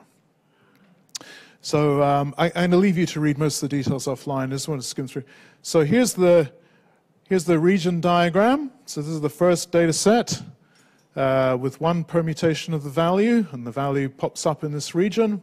And here's the tree with the associated branch. All good. And now you say, okay, well, actually, no, that was wrong, or we somehow missampled it, or there was some other reason, and the training set changed. So just like our bias variance setting, the training set changed. Okay, wow, what's happened? It looks completely different, right? Just one value changed, the same algorithm, it learned a different partitioning of the data into these two regions, and the tree itself looks different. Okay, so variance for an unstable variation in the training set for an unstable algorithm, one that is high variance, classically a decision tree, can have a big effect. That's the point of this example. If you're not sure about it, go back and read it offline. So how does this relate to what we know? Stable algorithms we can think of as having high variance, and unstable are typically, stable, high variance, unstable typically, sorry, I keep saying the same thing wrong. Stable, high bias, unstable, typically high variance. But you have to be careful, because these algorithms all have parameters, and the parameters, as we know, have got to do with things like regularization and just the way the algorithm operates. So how can that change the story? Well, let's pick k nearest neighbor. There's only one parameter that, at least in the base level version of the algorithm, that really matters, which is k. So let's think about how k varies. And let's think about how bias variance can be viewed for k varying. So one nearest neighbor can perfectly separate any decision surface, right? So we saw that before. So just by picking the closest neighbor, we can have this arbitrarily complicated set of decision boundaries, nonlinear. So we'd think of a model class like this as really having low bias and high variance. Okay, so for any particular change in training data, if you're fitting nearest neighbor, if you drop out a point or a number of points between training set 1 and training set 2, then you could get quite different regression predictions or classification predictions. As k increases, we need to take account of more neighbors. So this will tend to reduce the amount of variation from training set to training set, because on average, if we're sampling from the same target function, we would expect a reasonable representation of the regions within that instance space where the target function has the same values. And if we're looking at enough of the samples in the local region for any query point, like k is 7 or 15 or some larger number, then we'd expect them to be less variation as training sets change from sample to sample. So in general, as k increases towards n, well, what happens when k equals n, where n is the size of the training set? What happens when k equals n? When n is the size of the training set? Let's say for a regression, what's k and n going to predict?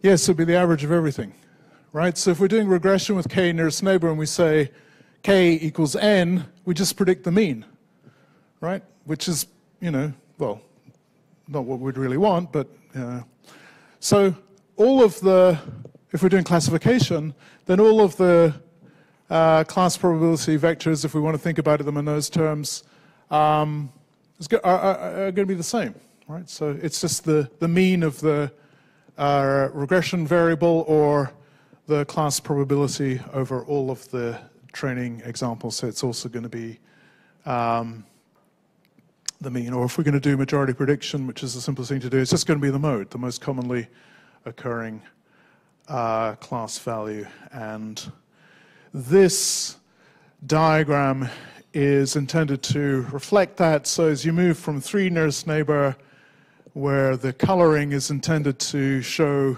the effect of different regions, up to 5 and then to 7, you start to see the coloring start to become more diffuse, less clearly marking out the regions, and you see the effect of the averaging. So as k increases, k nearest neighbor becomes more like the global mean. All right, finally we get on to ensembles, but hopefully now we've set enough of the groundwork to be able to see clearly what's going on. So let's try and get quickly to our first ensemble. Okay, so an ensemble, we've said, is taking multiple models and combining their predictions. Why would we do this? Well, if you read up on any of these algorithms, the claim will be that they improve predictive performance. But what we want to know is why that happens. There's a bunch of ensemble methods that are typically widely used. Here's some. The first one I want to talk about is bagging. And before we get to bagging, we need to talk about bootstrap. So if you've done any statistics recently, you may well have used the bootstrap. It also occurs in lots of applied areas. The idea is that, and this is a particular version that I won't go through the full details for, but the key idea is that you take a data set and you sample from it with replacement. So imagine I have 100 balls of different colors in an urn. If I sample without replacement, I keep taking one out and I look at it and I remark what it is. If I sample with replacement, each time I take one out, I put it back. Okay.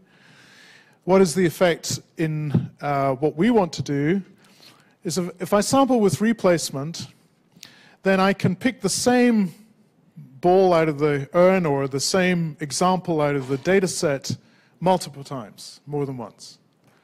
So what is that going to mean? Well, it means that essentially I can permute my data set. So if I have 1,000 examples, if I just take all of them and train, then I've got a one-time option of using that training set. If I sample from my 1,000 examples with replacement, every time I do that, so if I sample 1,000 times from that 1,000 example data set, every time I do that, assuming I don't have the same random number seed, then I can get a slight permutation, right? So some of the examples will be picked more than once, and some of them won't be picked. That will be one training set. And then if I repeat that, some other examples will be picked more than once, and some others will be left out. And if I keep doing that, I can get multiple permutations randomly sampled from the same data set. So now I'm in a position to look at the effect of what we had in our bias variance settings. I have multiple training sets, all drawn from the same distribution, but not the same, slightly permuted. This particular thing I'm showing you here is to do with a particular version of the bootstrap, which is to do with estimation of a particular value. We don't need the rest of that right here. I'll just leave that for you to look at. The key thing is the sampling with replacement.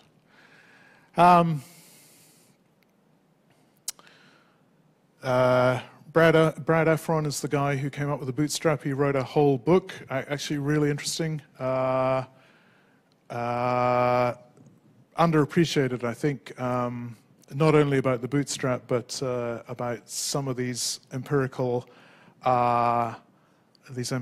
ideas in statistics and machine learning. Okay, so what do we need bootstrapping for? Well, we need it because it's the basis of an ensembling technique called bagging, which stands for bootstrap aggregation. And the idea is very simple.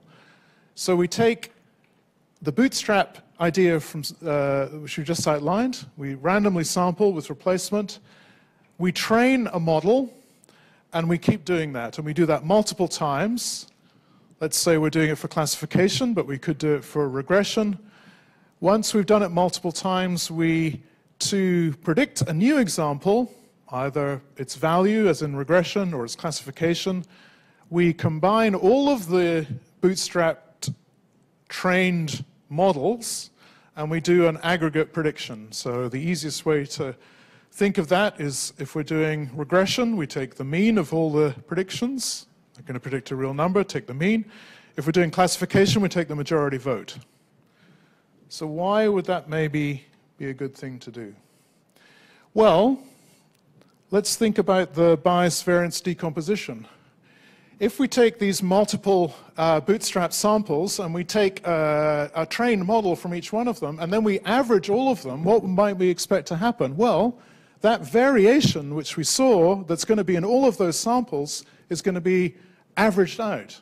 So if we're doing, decision tree learning, we do it 200 times on a sample of 1,000 data points, each one bootstrap sampled, and we take all the predictions and we average them, say majority vote, then those individual variations in training set to training set are less likely to affect the final decision, because what the final decision will be is based on all of those samples.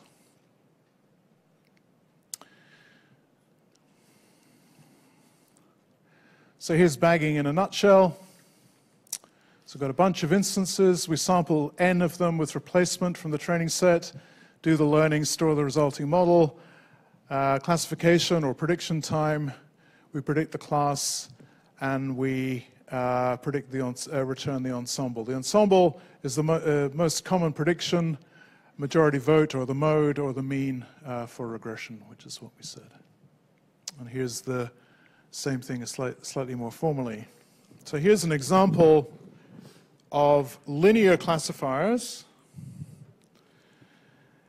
So each one, if we ran on the whole training set and we learned one model, we could have learned something close to any one of these. The majority vote is going to be for each one of these instances, which one is going to be predicted by, this one, this one, this one, this one, and this one. So for this one over here, clearly this is going to be predicted by all of them. For this one over here, it's going to be predicted by all but this one, and so on and so forth. There's also a probabilistic view. Now, to show you why this might work, here's an example. So it's artificial data. There are 30 instances. There are 2 classes. They have 5 features. And the data was generated by saying the class is 1 if the first feature is less than 0.5. Sorry, the probability that the class is 1, given that the first feature is less than 0.5, is 0.2. The probability is 1 if it's greater than 0.5 is 0.8. Okay, so a non-deterministic model. And it's only based on feature 1. So the other features are not relevant. And in fact, I think I've missed out the point that the other features were also pairwise correlated. It's not essential to see what's going on, but it was what was done. So this is what would happen if you trained the tree on all of the training data. But if you take the bootstrap approach, then you can see that the tree has varied in size. Sorry, it hasn't varied in size, but it's varied in the choice of parameters. Over here we have different values on the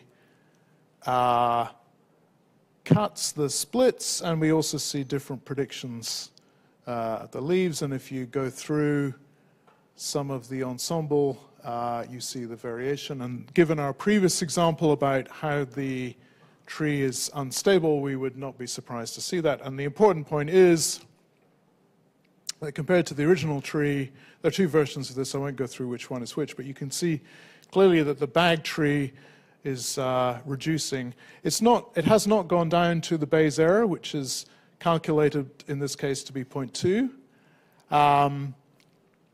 but it's certainly reduced compared to the original tree, and moreover, it is stable. And we've learned 200 trees in this example. And that's really it for bagging.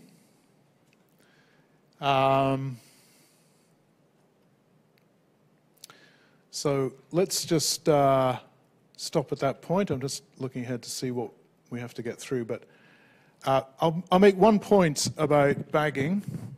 The win with bagging is that you can take unstable models, and it was originally designed for trees, so it works well with trees, regression and classification trees. And because they are unstable, they have this high variance, it works well to reduce that variance, and therefore it reduces error. But the disadvantage is that it loses any claims to comprehensibility, which is an important thing about trees that we mentioned.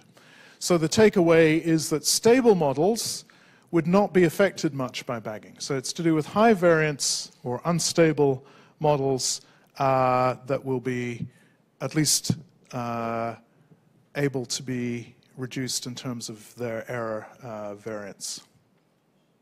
So if you had a stable model like a k-nearest neighbor, that would be unlikely to be reduced. Okay, let's take a very quick break. I'm going to say 5 minutes because otherwise we'll completely run out of time, which would be rather sad. We'll pick up again on random forests. So 5 minutes and then we'll be back.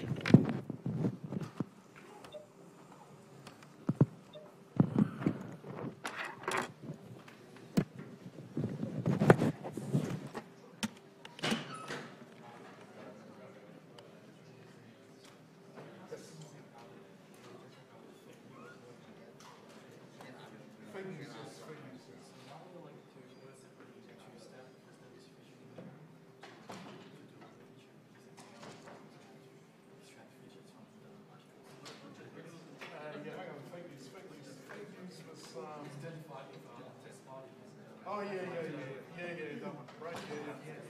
Yes. So what you can do is this equals your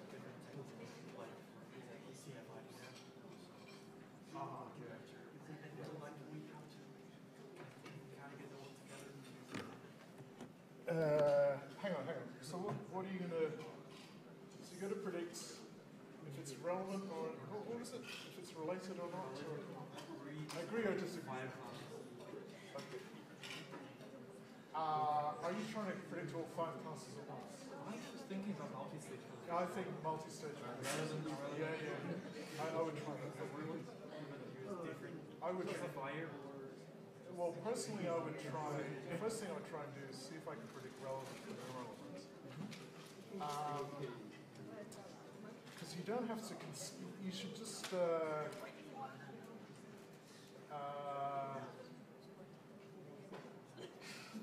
Okay. So what I think you need is you need features to compare the words in the title from the words in the body. Sharing.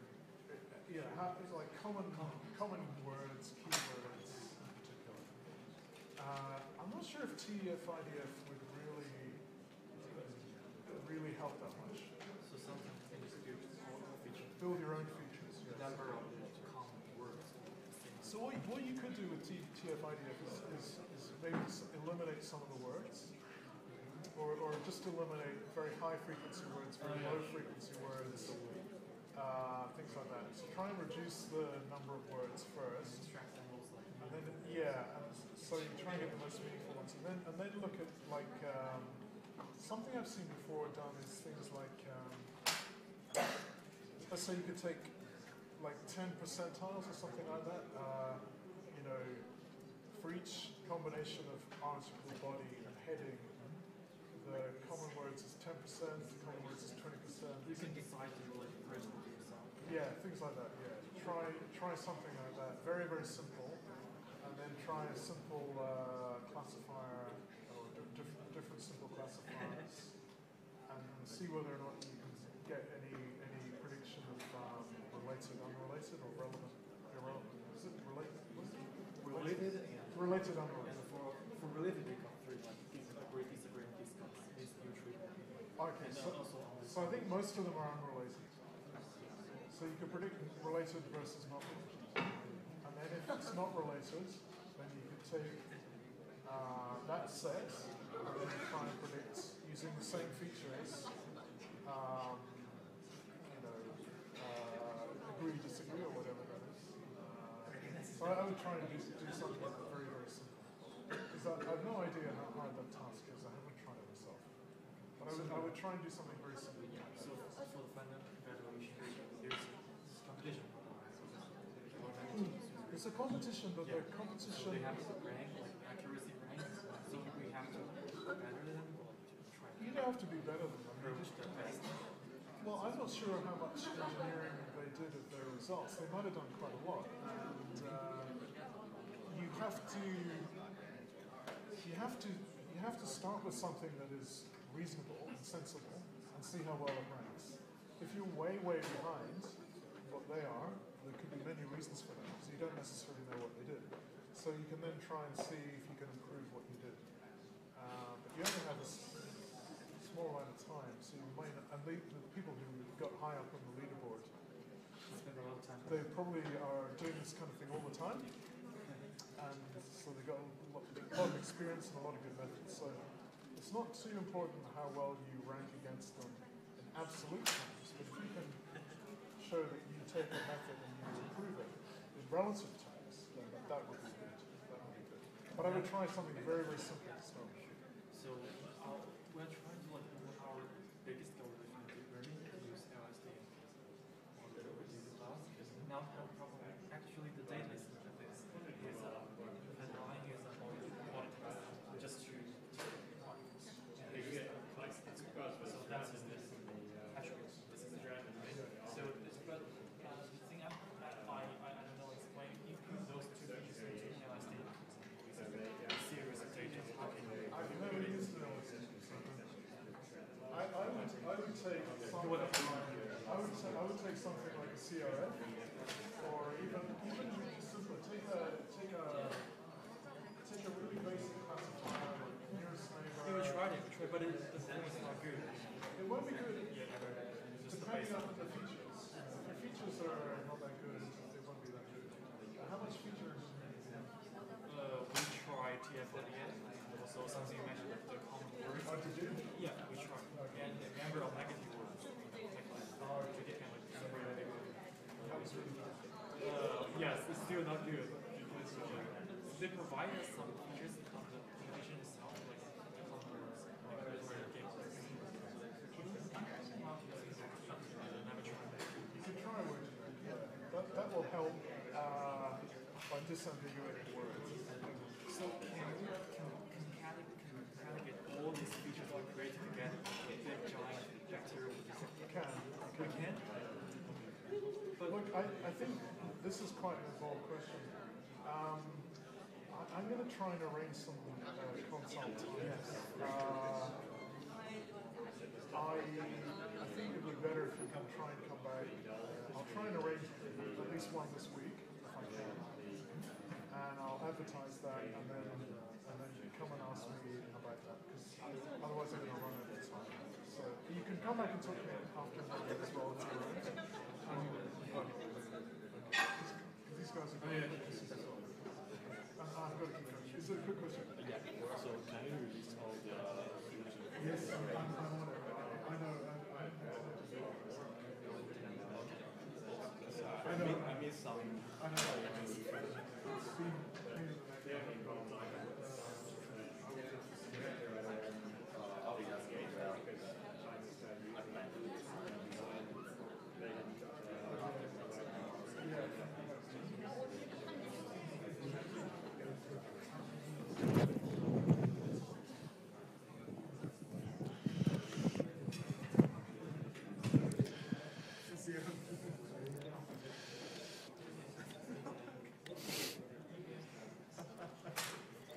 Okay, let's resume. So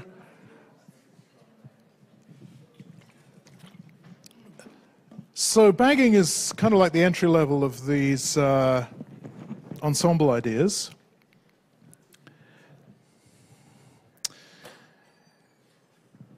And it's interesting because each of the draws are essentially random. But Leo Breiman, who came up with bagging and was also, he invented the regression tree, amongst other things, was also concerned with this idea of randomization and how you could, in some sense, improve. And so he wasn't satisfied with bagging. So one question is, well, if you're going to do ensembling, and as I said, he was a person who spent a lot of time thinking about tree learning, he was concerned about how you could further randomize tree learning.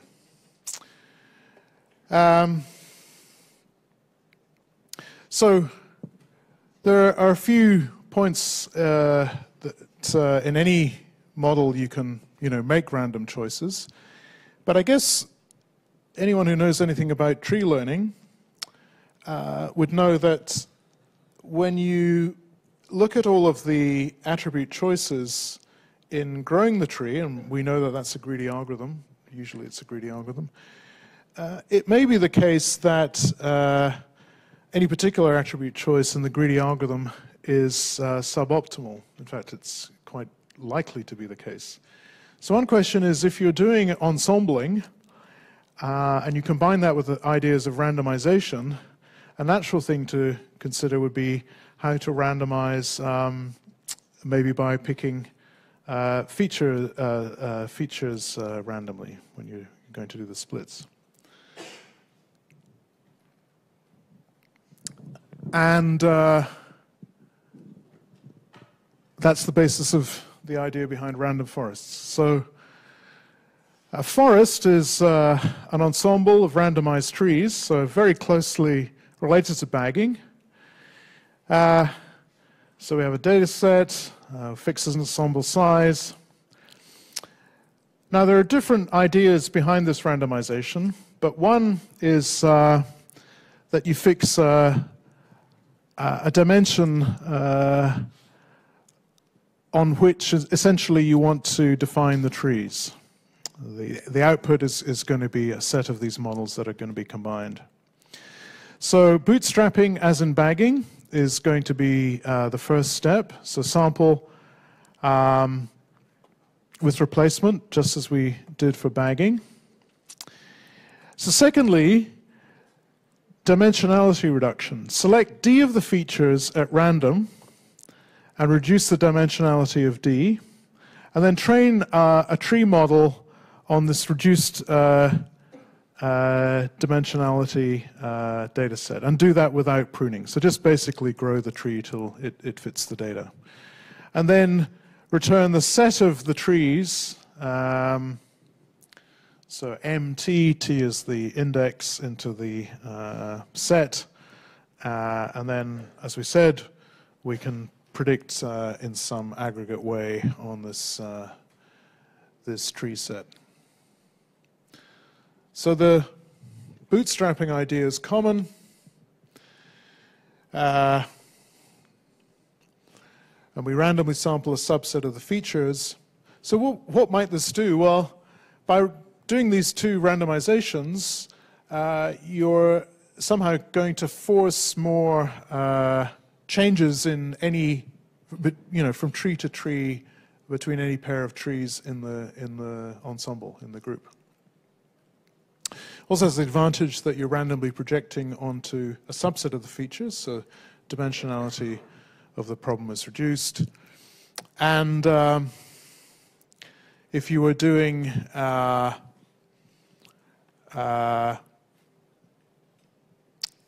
combining linear models, is going to give a piecewise nonlinear model,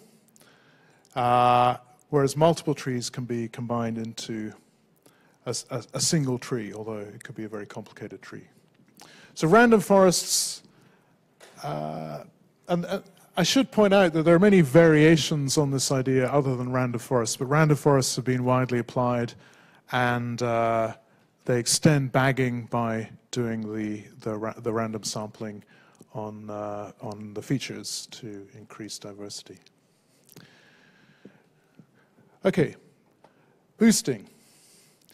Boosting is related in some ways and unrelated in quite important different ways to both bagging and random forests. So the way in which it's related is that it uses a kind of voting, but unlike bagging and random forests, the voting is weighted, and the weights, as we'll see, are going to be derived according to the performance of the components of the ensemble. And more importantly, the weights are going to be based on error, and the error is going to be based on not just the current model, but it has a dependence on all of the previously learned models, because these things, as we've seen, are learned in sequence. So bagging and boosting, each one is learned essentially independently, random sample of the data, and with random forests, a random sample of the features. Boosting, that's not the case. There are order effects in the way that the component models are learned.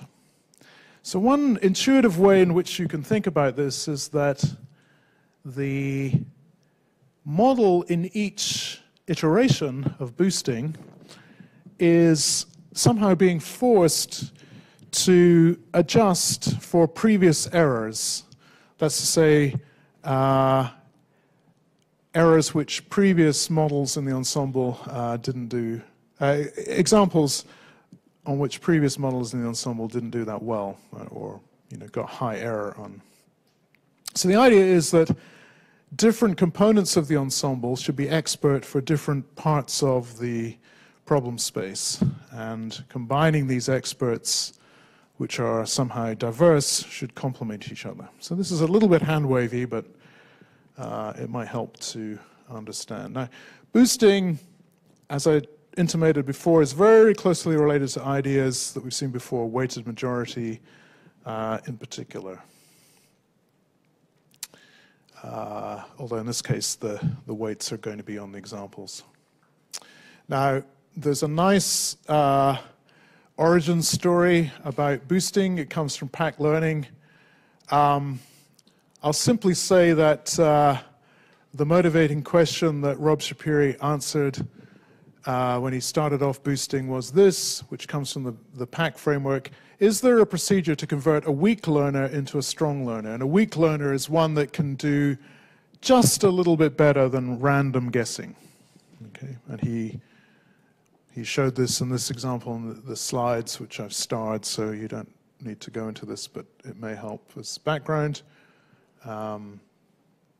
Is the core of this idea, which we just outlined, of combining classifiers or learners that are specialized for one part of the problem space. So boosting took quite a long time for the general version to be developed. So Shapiri's first result was he proved that the answer to Valiant's question was, there was a positive answer to it, that you could arbitrarily boost weak learners into strong learners, but it took a while before there were efficient algorithms developed in order to do that. So the version that became popular and is still widely used is so-called adaptive boosting, or the algorithm's called AdaBoost. And the way it works is that weights are applied in each iteration to the examples. So instead of randomly sampling from the training set, you take the training set, you apply weights to them, which are initially all the same, and then on each boosting iteration, the weights are changed, a bit like in the weighted majority algorithm, the weights are changed on better hypotheses. Here we're changing the weights according to the ones that are hard to predict, and in that way AdaBoost works. Now there's an example here which I've also starred, and I'll leave it there for background. But I wanted to just focus attention on the boosting algorithm. Just need to check, see how we're doing for time.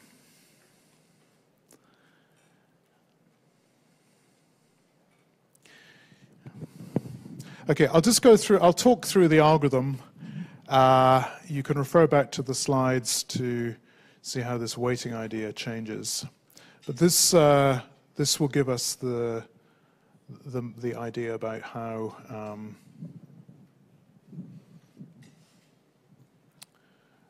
the weighting works. Okay, so we're trying to classify positive, negative. I see I've run off the end here. This should be reweighting the examples. So we have a data set. We have a fixed number of boosting iterations, called here T. There's a single learning algorithm. Now lots of algorithms have been boosted, base level algorithms boosted. Decision trees are widely used as a boosted base level learner, but even more widely used than that is a simplification of a decision tree called a decision stump, which is essentially a one-level decision tree. And we'll talk a bit about that in terms of bias variance in a second. And the output is going to be an ensemble of these models learned by this algorithm, each one of which will have a weight. So hopefully we can see from this what the weights are going to be. If it's not clear, then you're just going to have to work through by hand with some examples, and it should all become clear. So the weights are initially all uniform, so something like 1 over the size of the training data. And then we run for T repeats, so there are going to be T models in the ensemble. For each repeat, we run the algorithm on the data with the current weights. So the weights are assigned to each instance for the current iteration. And that will produce a model for the current iteration. So initially, they all had the same weight. So weight 1 for each example, they would all be the same. Okay, so anytime you run the algorithm on the data set, you get a model, and then you run the model back over the data set, and it will tell you what the error is. So let's assume we're doing classification.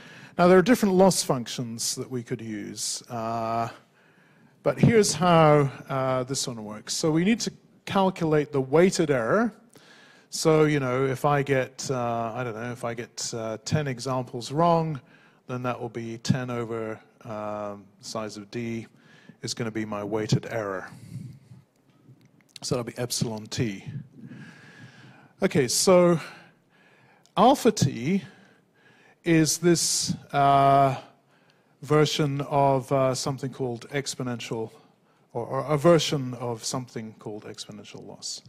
So it's 1 minus epsilon t, which, you know, could be something, I don't know, what do we say? Let's say there were 100 examples. That would be, you know, 0.1 or something like that. 1 minus that over epsilon t. So then what we do is we update the weights for the next iteration for each instance. Each instance gets a new weight. So the weights of the example in the previous iteration divided by twice this epsilon if it was misclassified. So this epsilon, misclassified. So if this was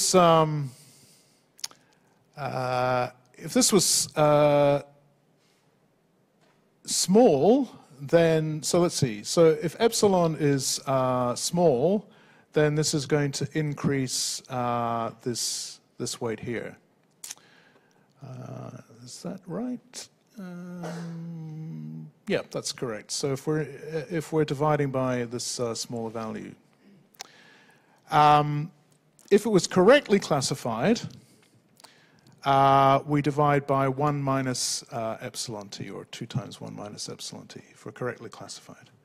So just reasoning qualitatively, we can see that that would increase this, this error here for misclassified instances.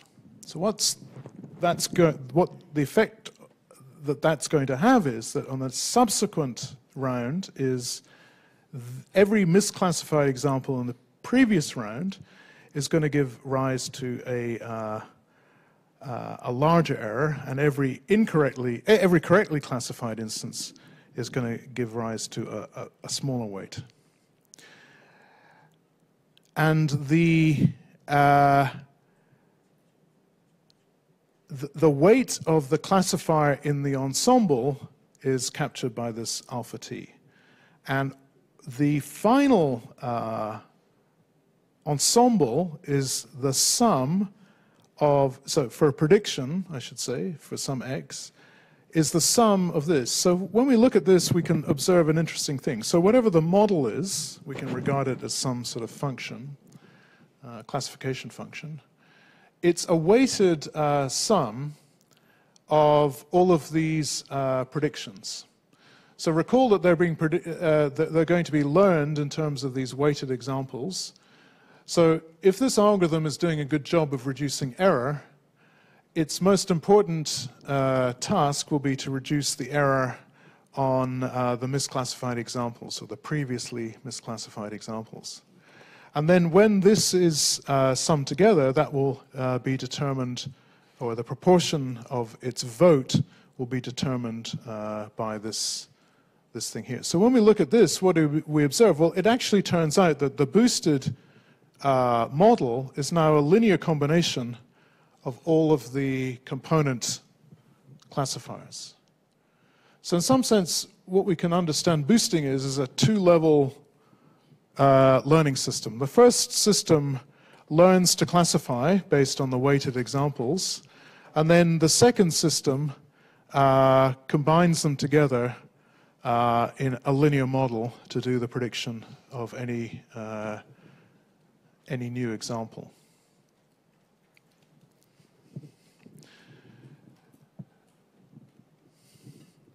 So let's say we took something very simple like a linear classifier to do the base level learning. So it could be the basic linear classifier that we've seen before, which is something like a linear discriminant or a logistic regression or even a perceptron, or whatever you care to have, or a decision stump. Combining them together is going to give a prediction for each one in terms of the two-class problem. So if we look at the base level classifiers, all of them, I think, are making some errors. I think that's true. So they should all predict pluses, and this one doesn't, and this one doesn't, and so forth. So red was the first one, red to blue, so first, second, third. Sorry, blue to red, first, second, third, fourth, and fifth, something like that would be the story. And the but the weighted majority, and you have to check this for yourself, is claimed does get 0 training error, at least on the training set. Now on this data, we're also comparing, or we're showing the result from bagging. Now remember, so bagging shows a striking difference, and remember why that might be the case. So every linear model is trained on just a random sample with replacement from this training data.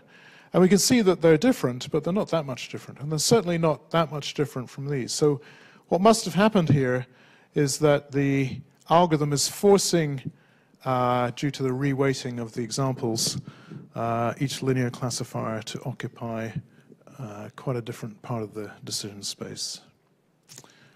Now there's a bit more on the weights, which should clarify how the reweighting will work, but I've starred that, so we'll just skip over that. So some comments quickly on boosting.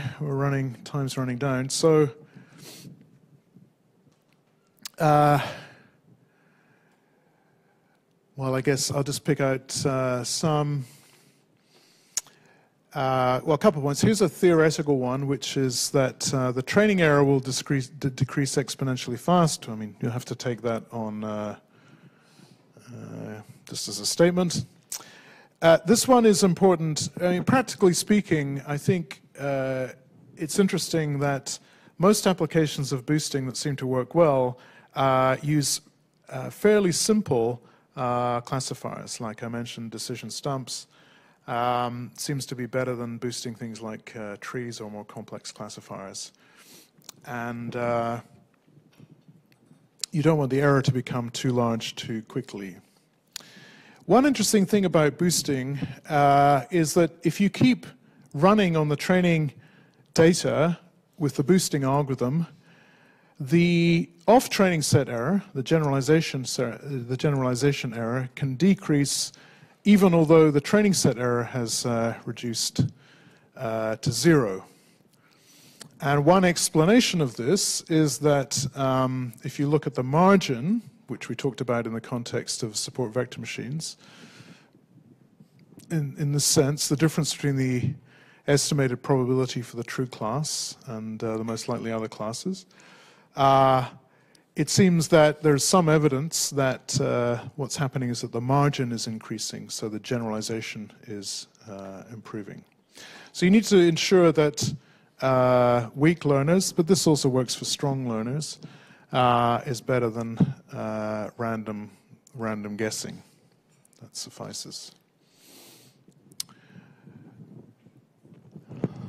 Okay, so we need to get this finished. There's one example I want to show, so I might just skip ahead.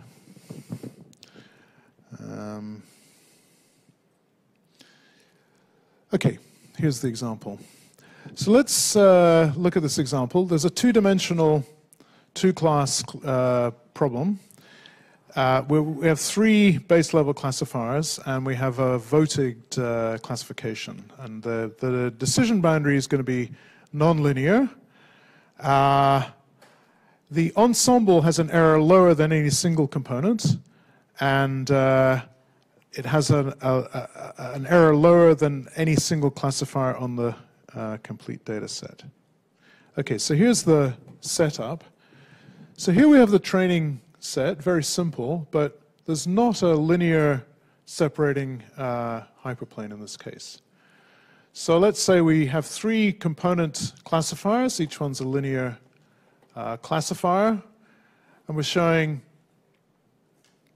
the first one is fitted here, the second one is fitted here. Now what happens when we combine them by voting is that we have changed the model class, because we now no longer have a linear model, we have a combination of linear models, and as we know, combining linear models, at least in this sense, can give us this nonlinear classification boundary, which is actually what happens here. So boosting has not only the ability to reduce variance. We haven't really said how that would work, but we did talk about ensembling reducing variance by voting.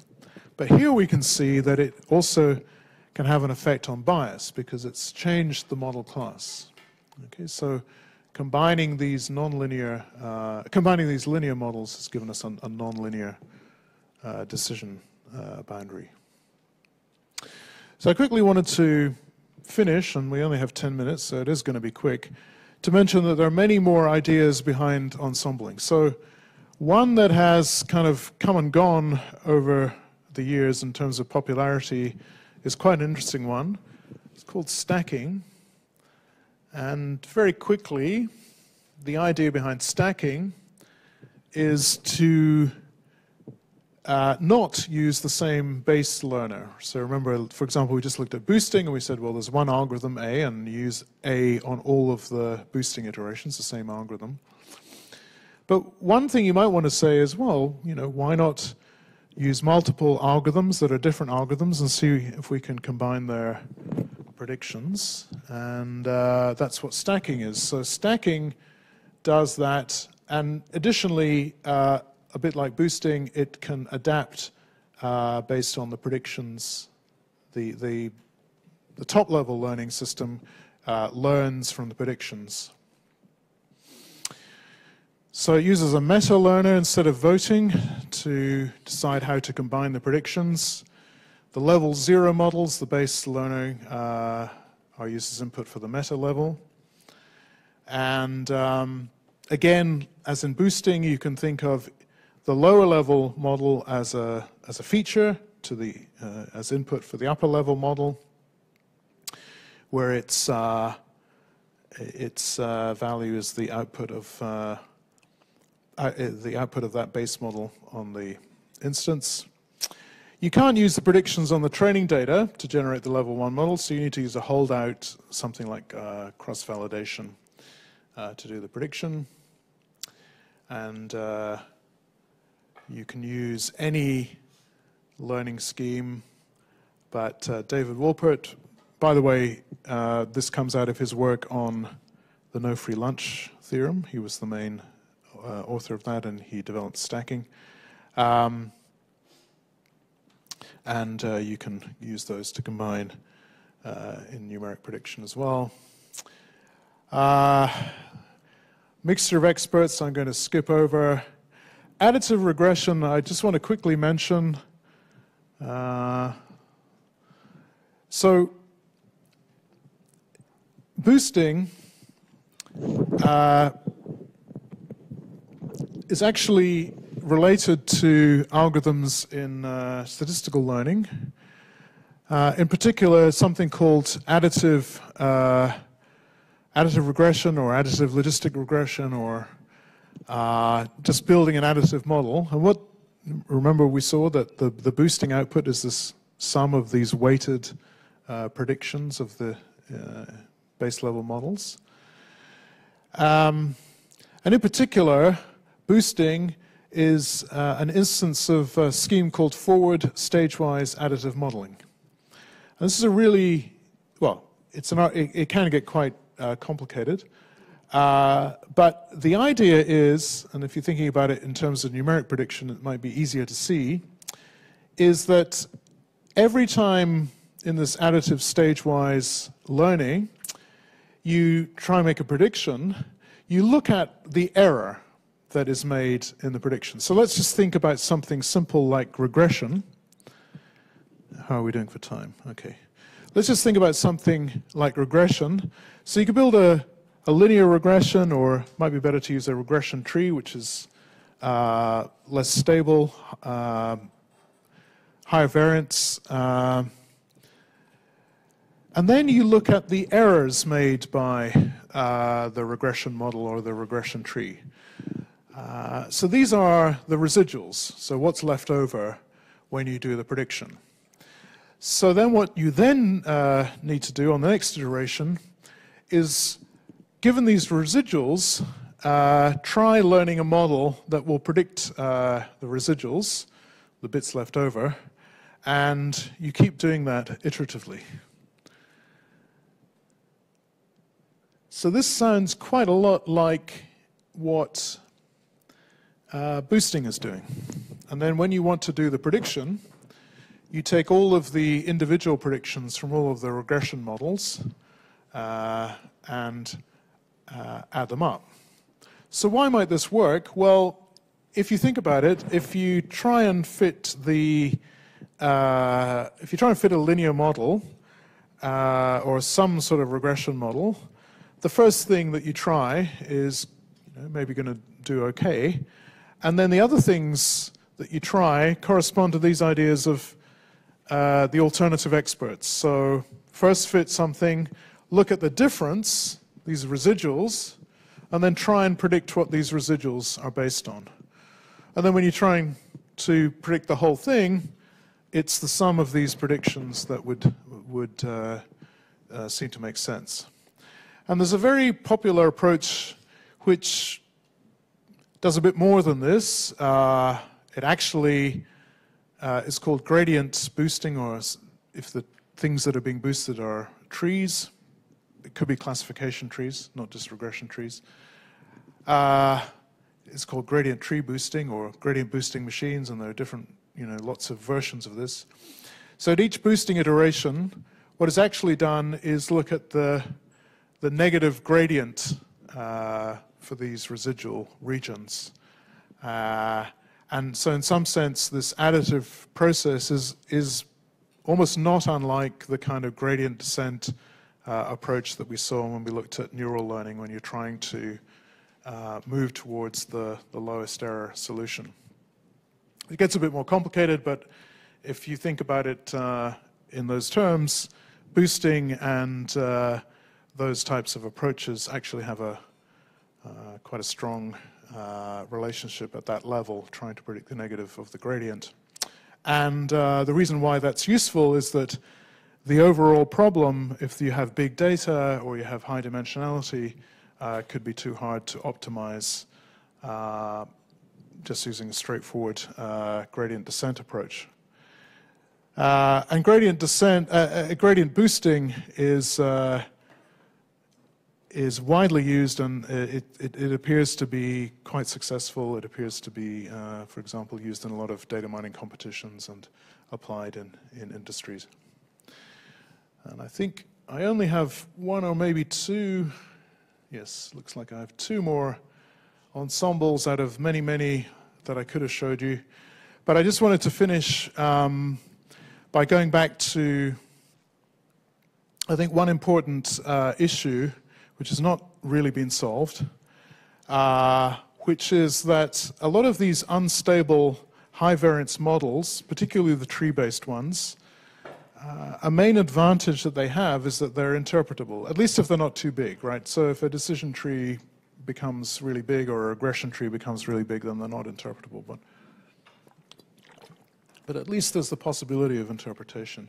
And ensembles are definitely not easily interpretable. So one question, and a lot of people are still working on this kind of idea, is can you combine these approaches in a single model? And there are different ideas here. But one is called an option tree, which is a decision tree with options at the branches. The predictions are merged using voting. So we have these option nodes, and these are merged together from multiple trees. If there are equally promising splits, you take the option and make the sub-split. And then last, I wanted to mention something that is actually based on boosting. And not many people know about it, but it's an interesting approach.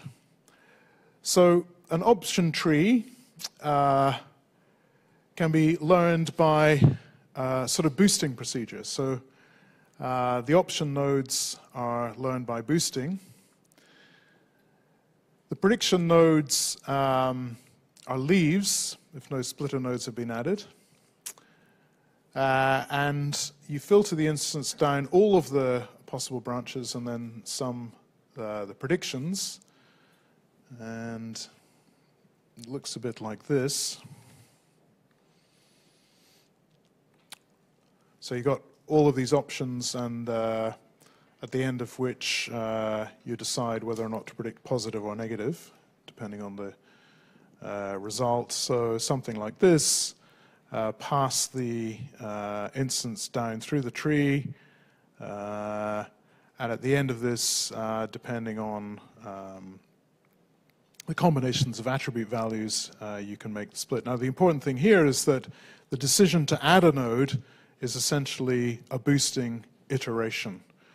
It's a little bit more complicated than the standard boosting because you maintain one tree rather than an ensemble of trees, but the computations are essentially the same. So you add these nodes which can filter examples down multiple trees, and then at the end of this you get a weighted prediction and you sum up the predictions to make a classification at the end. But you have one tree, so it kind of captures, it maintains the interpretability and is implemented on the basis of essentially boosting. All right, so just to summarize, we have talked about bias variance. It's important to remember that there's a trade-off. If we have low bias models, they tend to have high expressive power and therefore high variance. And we saw how that happens by being able to fit the data. Vice versa, if we have low variance or high bias models, there's a different trade-off that you're making. So we talked about ways in which this can influence our thinking about designing algorithms and applying algorithms. And then also we looked at an ensembling technique called bagging primarily designed to reduce variance.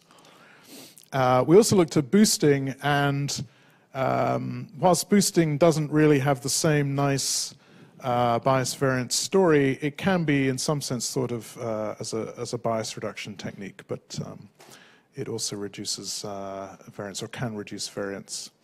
But bagging definitely would be used with high variance base level models such as trees, and the classic example of this, which is still widely used, is random forests, which combines bootstrap sampling and feature selection.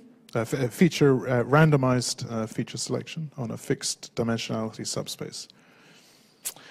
Boosting is typically used with high bias base level classifiers such as simple linear classifiers or univariate decision trees, decision stumps.